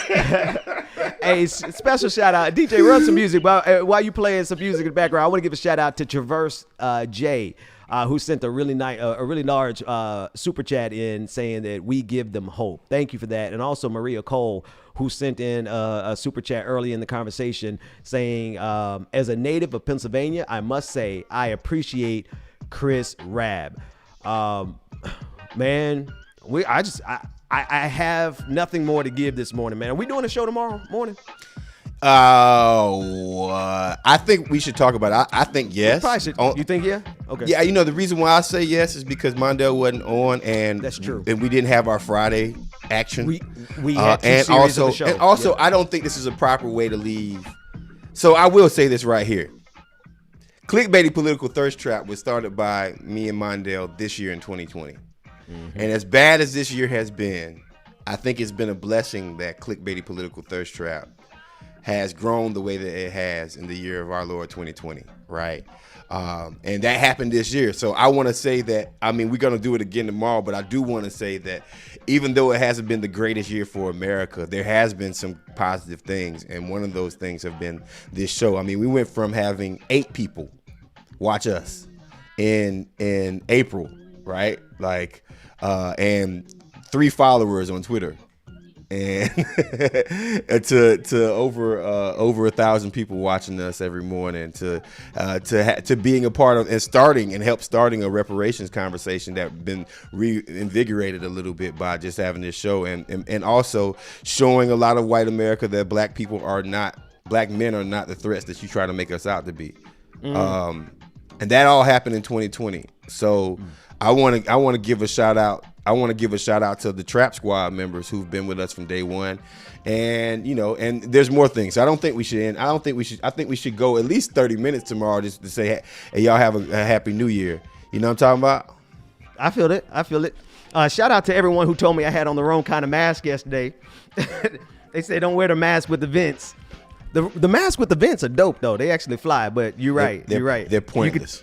You could tell I haven't been out of the house much. I went out of the house for the first time yesterday in 6 months, and I went to that video shoot, and it was dope. And so there's some commercials that are coming out today as well as throughout the week. Those dudes in Atlanta, man, we asked them to do one commercial. Can I tell you how many they did? They did 5. We got 6 total commercials coming out over the next week, and it's all aimed at getting people out to vote of every demographic, particularly black folks, young and old. So anyway, I agree, Marcus. You're right. We got to get Mundell in here so we can have some Friday shenanigans on a Thursday.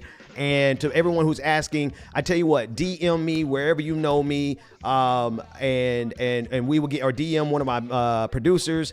You are welcome to come to the party because y'all rock with us so hard. And Marcus, obviously, you guys, if y'all are not so busy saving the world and partying on y'all own, y'all come party with your boy. Sounds good. That said, hey man, you got anything else you want to get the last word before we turn over to the DJ and let the people clean up to some dope music? Yeah, thank you for watching Clickbaity Political Thirst Trap. Follow us, like us, go to our Patreon account, give us some super chats, and also Trap Squad. Y'all handle these trolls for us when we ain't moderating from now on. Y'all just go ahead, y'all do it yourself because we ain't got to address everybody and everything. And with that being said, hey, DJ Exclusives, let's take us out. Take us out of here. We'll see you all next time. It is on you, DJ Exclusive. Matter of fact, hold on. Let me put you on the big screen by yourself. Hey, shout out that LGBTQ flag I see over there, bro. Hey. Solidarity, man. It's in your hands.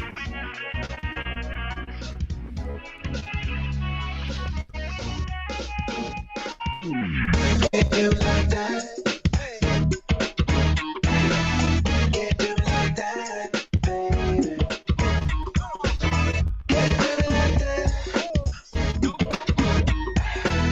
Can't do it like that, baby.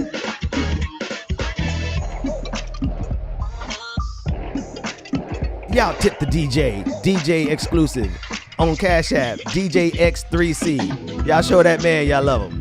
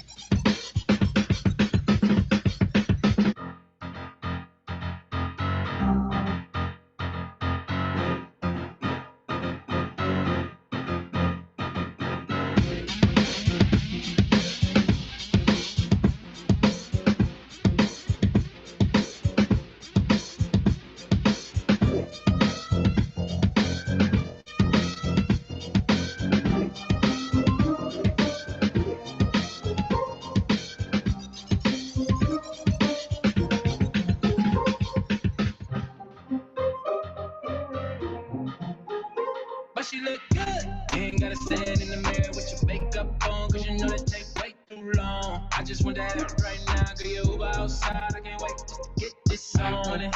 You want it right now, want it right now, don't take too long. Want it, yeah. You want it right now, want it right now, don't take too long. Get it, girl, you know I'm impatient. Don't keep it away, girl, it's been too long. You know what I've been craving. Girl, I'm tryna taste it. You know what I like. Don't to get freaky in the night. She hit the room, you know it's on sight. And she all in my type. And you know I don't like to wait, no. But she look good. You ain't gotta stand in the mirror with your makeup on, cause you know it take too long. I just want that right now, girl, you Uber outside. I can't wait just to get this on it. You want it right now, want it right now. Don't take too long. Want it, yeah. You want it right now, want it right now. Don't take too long. Don't take too long. I've been waiting on you to pull up, but I know you got a member, you can stay at home.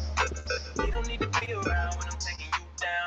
And drink the strong. Come my way, roll up. Come my way, no work. All plays, be my way, reach my way. Come my way, come my way, no work. All plays, be my way, reach my way. Tell me what you want, what you need. Take you on a trip to a house by the sea. Lay all day, get tan, no spray. You caught my eye, now we catch waves. Smell is so pretty, skirt is so many. Princes like Disney, heartbeat fast, run quick and get me. Run quick, you too sweet, all treat, no trick. Yeah, clean and clean with no one in sight. Whole scene, all ships. Yeah, lay away for a day plus. Call out, no work, take a week off. Peace, in a soul bliss. Roaring work on no phone. Who's this? Every single day, conquer west to the street. We don't sleep anyway. Dream turning nightmares. Catch a case, catch a break. Where you think? Front line, I'm locksmith, y'all jump ship in crunch time. The real sweet, my OG boy, them blood ties. Bring your teeth to choice, but don't you ever touch mine. Get Swiss on the ad lib and turn this to a rough ride caption. Make them run my residual rapper like the block before we stream and move the physical, the ritual. No matter what you do, don't let them limit you. The pinnacle, put your people on and split the difference too. Then add it up if you mad enough with the damage done. Michael treat it like it's Christmas when the static comes. They never had to ask us where the passion was. Who knew touching the sky would make them mad at us? It's a shame for me to say, but the hate mean a lot to me. It's a shame for me to say, but the hate mean a lot to me. It's a shame for me to say, but the hate mean a lot to me. It's a shame for me to say, but the hate mean a lot to me. Who the hell you think they made us this way? Pressure bust pipes and pain, earn names. Stream for your thoughts, you know the real way. Live from your timeline, don't need the front page. Land of the free who lied. Serpents in the grass, don't play both sides. How we turn people's champion with no cosign. Had to push my line like I went bow tie. Get the reference, dance around the border and then some. No small talk, baby, let's talk income. What I see is balance, they gon' call it a switch up. Young, gifted, and black on top with a fist up. Liberated and hated, this isn't death of my patience. Forgotten and underrated, so openly dedicated. Without a purpose and shameless. Made an urban legend out the matrix, an understatement. We've been fighting every day now. It's hard to breathe, yeah, I think I need to break out. I don't know what to say now. Cause everything I do just don't feel right. You be going through my phone like trying to find something why you don't trust me. I got this feeling I'll be much better on my own now. There you go with apologies, it's alright. You don't mean it. I don't wanna try no more now. It's too late. I don't wanna hear you say it's alright. It's too late. I don't wanna hear no more excuses. It's alright. See, I'ma walk away cause I'd rather be alone now. It's alright. No, you better recognize. I got it. I got it. Baby, you don't wanna act right. Give your chance after chance and you blew it. All you wanna do is pick a fight. And I had to be the bigger man. Always seeing what I don't do. Give you everything I had, still it ain't enough. I got this feeling I'll be much better on my own. There you go with apologies, it's alright. You don't mean it. I don't wanna try. It's too late. I don't wanna hear you say it's too late. I don't wanna hear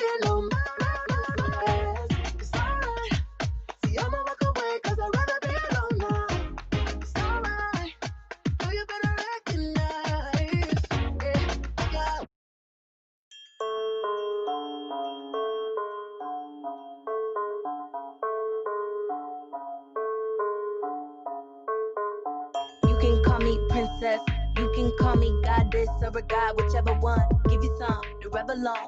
Throw it back, depending on what level you want. If I give you my handle, then you can handle this handle. And you can call me the Pope with no Olivia scandal. And after we done, you'll put my face on your mantle. Call up your friends and those plans will be canceled. Turn up the music, it's about to get loud. Get loud. Crank that shit up, it's about to go down. Go down. Can't hear what you say. Say with it in your face. Did you hear me the first time is what he said? I said no, baby, let's go back to bed. I'm a fantasy, so hold on to me. And all my fans wanna see all this booty. You a lucky man, so you need to count your blessings. I'ma take the beat out of it, so take these lessons. I can tell that you like it from your expressions. I'm always clean, no need depression. Turn the music up, it's about to get loud. Get loud. Brought the creek to the bed and I love this sound. This sound. Can't hear what you said. Say with it in your face. Can't hear what you say.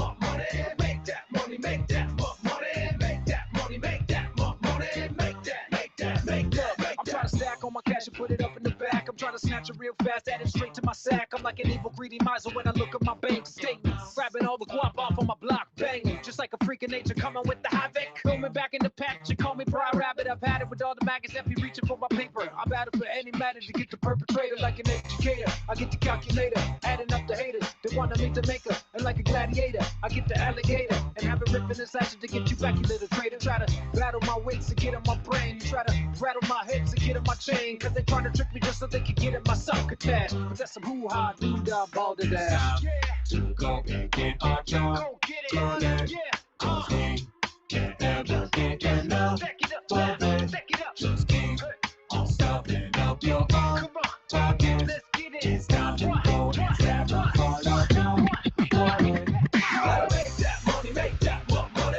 Make that money, make that more money. Make that money, make that more money. Make that. You gotta make that money, make that more money. Make that money, make that more money. Make that money, make that more money.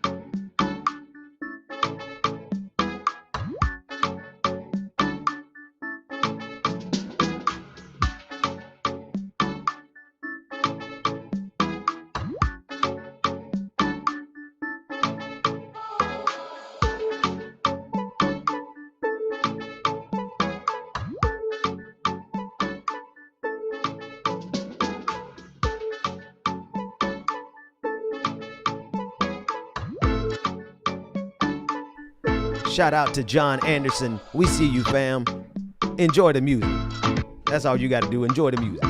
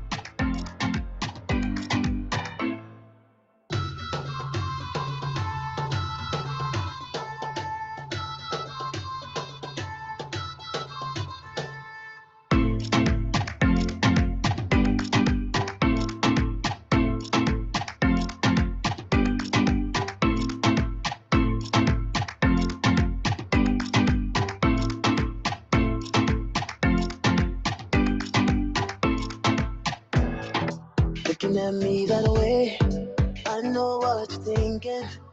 You mad, wanna leave, don't walk out. Round and round we go, find it hard to believe me. I know it's kinda hard to stay, but think about everything that we have now. Yeah, yeah, baby, it's too much to lose. Right now it's hard to see, girl, just close your eyes and tell me that you will stay tonight.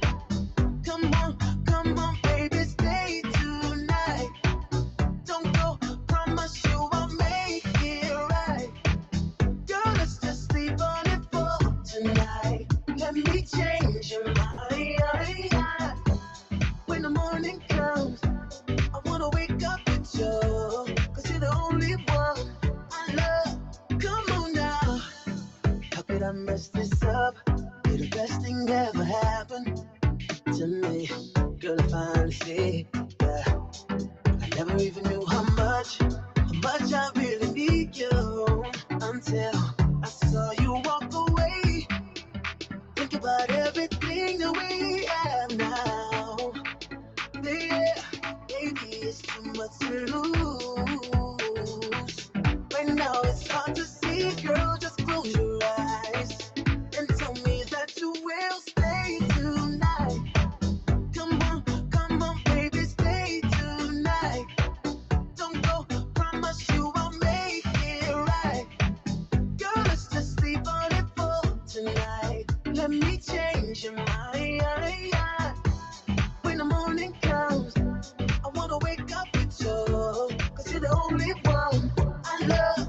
Come on now, think about everything that we have now. Yeah, baby, it's too much to lose. Right now it's hard to see, girl, just close your eyes and tell me that you will stay tonight. Come on, baby, stay tonight. Don't go, promise you I'll make it right. Girl, let's sleep on it for tonight. Let me change your mind.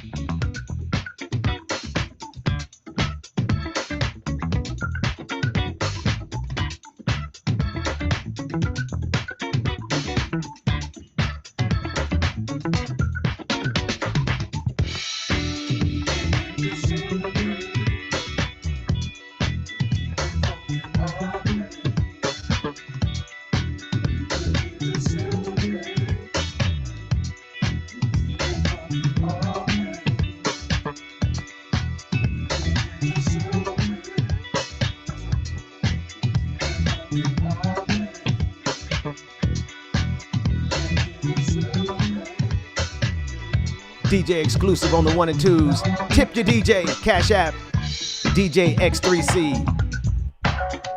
Go on, boy, with your best.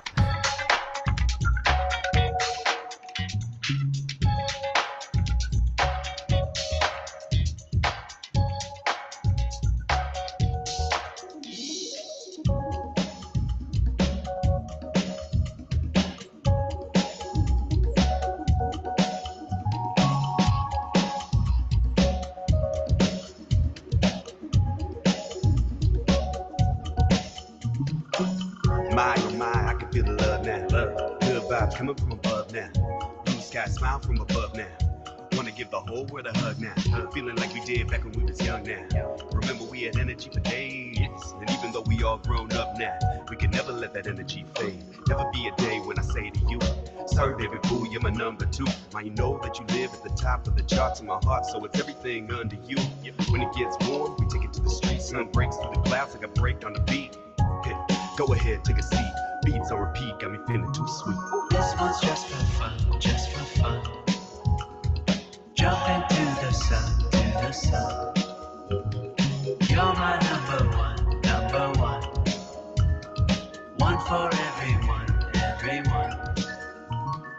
I'm just trying to find my place.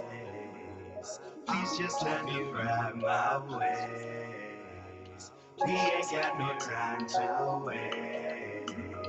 Memories that'll never fade. The wise man said, don't forget the happy thoughts, because the truth is, all you need is happy thoughts. True positivity, cultivate your inner tree. That's some sage wisdom, something that you're happy taught. When the world got me down and I'm feeling blue, I just take a deep breath and I think of you. I cannot believe my luck, same kid who grew up chasing ice cream trucks. This one's just for fun, just for fun. Jump into the sun, to the sun. You're my number 1, number 1. One for everyone, everyone. I put diamonds on my wish list. Make my wrist too full. Love my whip, I might be jamming this. Watch my gang go. I might have to put my mama on. She gon' get a crib for my partners in low income homes. Told them don't need crib. Ain't no passes, $0 tolerance. I can't take no risks. I got bill, can't make no promises. Charges ain't gon' stick. When it really goes down, who gon' really be around? Only family, what I'm looking for. I'm in the city getting jiggy with a telephone. I'm independent with it, really gotta get it though. I'm in it worth a penny, so I'm really looking forward to the interest when I give it time. I'm in the vibe, I'm back feeling re-energized. I'm in the side, attack enemies anytime. In fact, you're dealing with black niggas that's still alive. Do a lot of talking, never pop shit. I ain't never worried about the threat of never stop shit. I ain't never sweating from the neck about the nonsense. Trying to get a coupe and take the roof and know the conscience. No, it ain't barley if the watch tick really. Corner with some bread, gotta call that boy Jiffy. Ride like a stupid die, crucify pretty. Slide for the human, I go 550, so I pray to the stars for a change of the cars and the dash for the eyes getting left. When I can both from my car with a chain from the squad and the way to make a whole lot of money. I don't care Kings don't deal with peasants. I will, but I am legend. Jehovah dropping by my foot on the pedal. I will have a statue erected of me stabbing a sword through the neck of the devil. Diamonds around the bezel. Tesla Model S and no, it's not a rental. Fresh like Wendy's lettuce. Drip is so torrential. One flick of the wrist make it feel elemental. I was always meant for greater things. Whatever I am, the creator is. I'm a wonder of the world, you should take a pick. This is a chance you may never get again. It was no accident. It was no mistake. I was born to be great, born to spit flame, born to acquire the fortune and fame. This was no mistake. This was no accident. As a prince, I was passionate. Life was an action flick, and now my castle extravagant. You see this crown? Yeah, they calling me king now. They calling me king now. But this what I've been bout. You see this crown?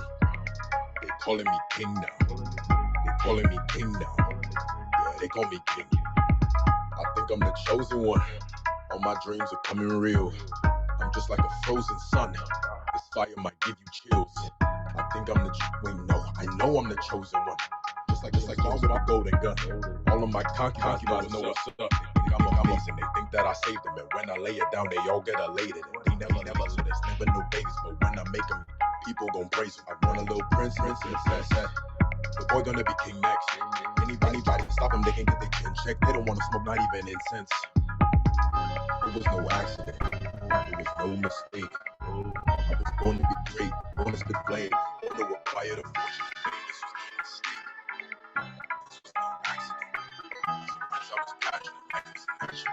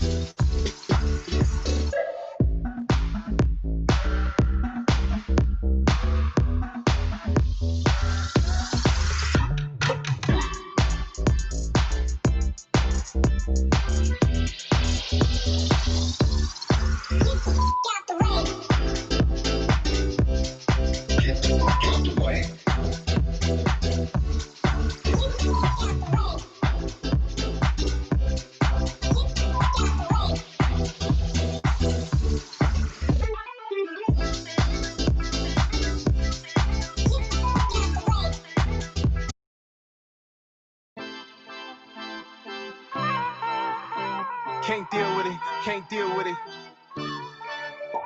Can't deal with it, can't deal with it. Can't deal with it, can't deal with it.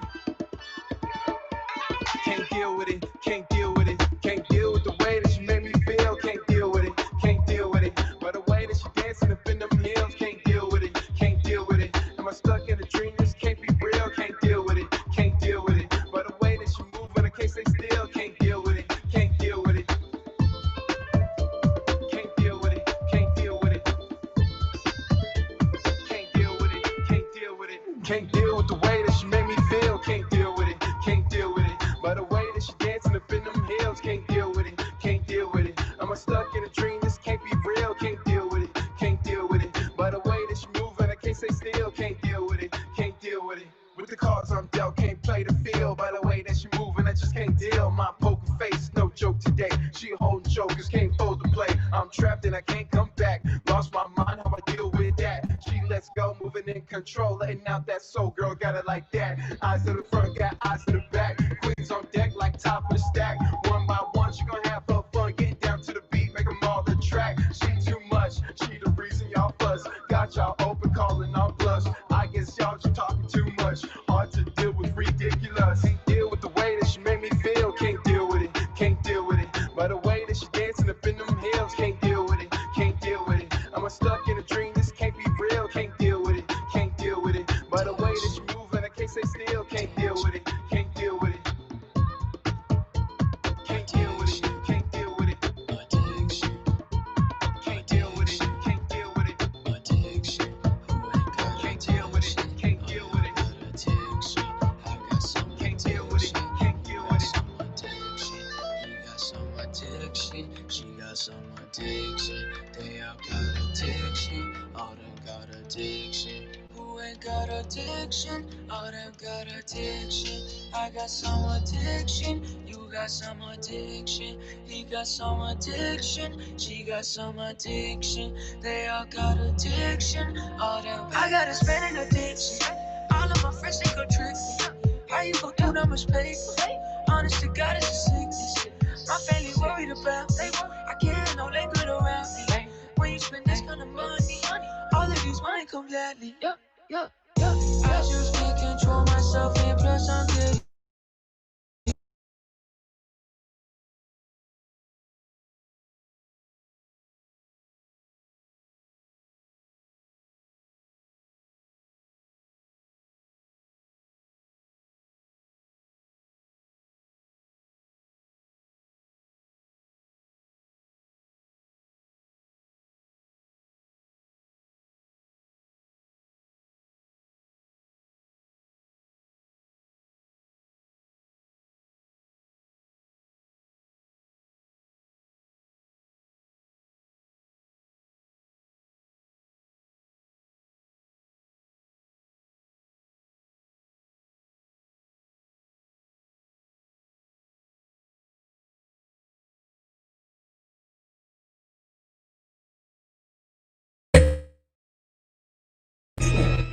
It's every day, every day, every day, every day, every day. We can get into it right quick. My neck, my wrist, my whip go crazy. Down south kid, don't fix your lips. Don't talk too much, don't speak on my neck. Pull up on you with the juice and the homies. I'm full of cognac and cook up a rollie. And everything that I got going is hitting. I learned I gotta keep a grip on my mission, okay. Yeah, I'm plenty dope. Ring my line, boy, with the smoke. No, I ain't signed, but I'm in the scope. No, I ain't blind, but I'm finna go, okay. I ain't got a minute to waste. I live like ain't no tomorrow today. I look like I got a lot on my plate, but I like how it tastes, yeah, I like how it tastes every day. It's every day we with it. I can do this every day. It's every day the business. I can do this every day. It's every day, every day, every day, every day, every day, every day. It's every day, every day, every day, every day, every day. What did you think this was? It look like you ain't believing, cuz. It look like you ain't believing, bruh. Let me open your eyes so you see it, huh? I was taught to attack to the finish line. I used to save up for finish line. I used to wait for my shot to come. Now I take it and scrape it like dinner time. No, I ain't waiting on nobody. Got them all on my way like a boat party. If I'm making my mind to do it, I'ma do it relentless. I get to my goal, shorty. You ain't riding, I'm kicking you out with no hesitation. I treat the hustle like reparations. Been had it coming, I'm chasing greatness. Bitch, I'm the one and you gotta face it. It's every day we with it. I can do this every day. It's every day the business. I can do this every day. It's every day, every day, every day, every day, every day. It's every day, every day, every day, every day, every day.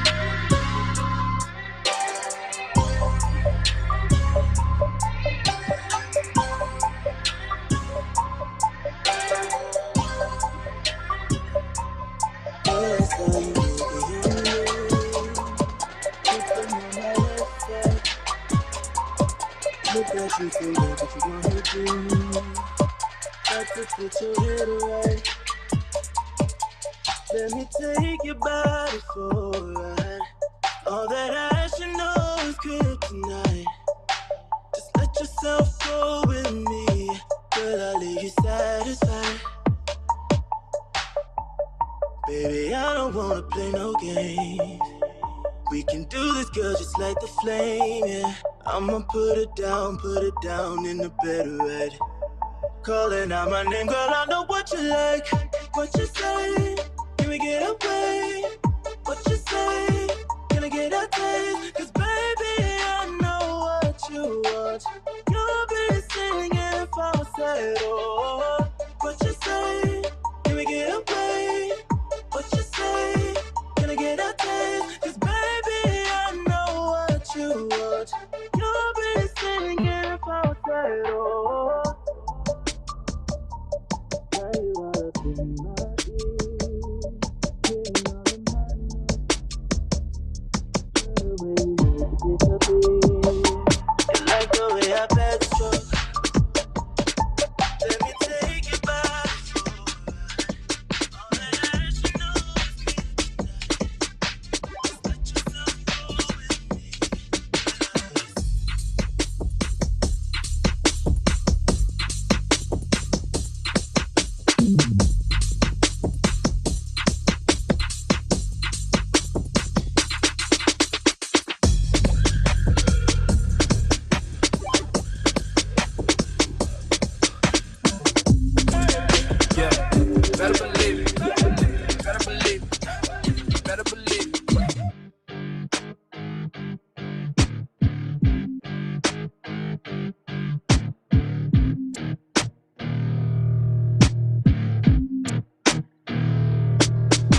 DJ, just let us know how you looking on time, my brother.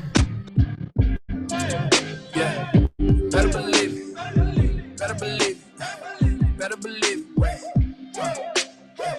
Better believe it. Better believe it. Better believe it. Yeah. Better believe it, I'm back with the genius, they making agreements. We want it all, my standard procedure, declare and decree it, I mean it, you better believe it. Sunlight butter, I spread out the bread in the bucket, I swish and I kiss Lady Luck like I love her, ain't humble, I'm bringing the rain and the thunder. You ain't taking no risk, you ain't finna win like this. I shoot, don't miss, Coupe ain't got no tints. 9 times out of 10, I'm winning, 10 times out of 10, I'm in it. Time's up for your small opinion, 10 times 100K, million. Yeah, you better believe it. Better believe it. Better believe it. Yeah.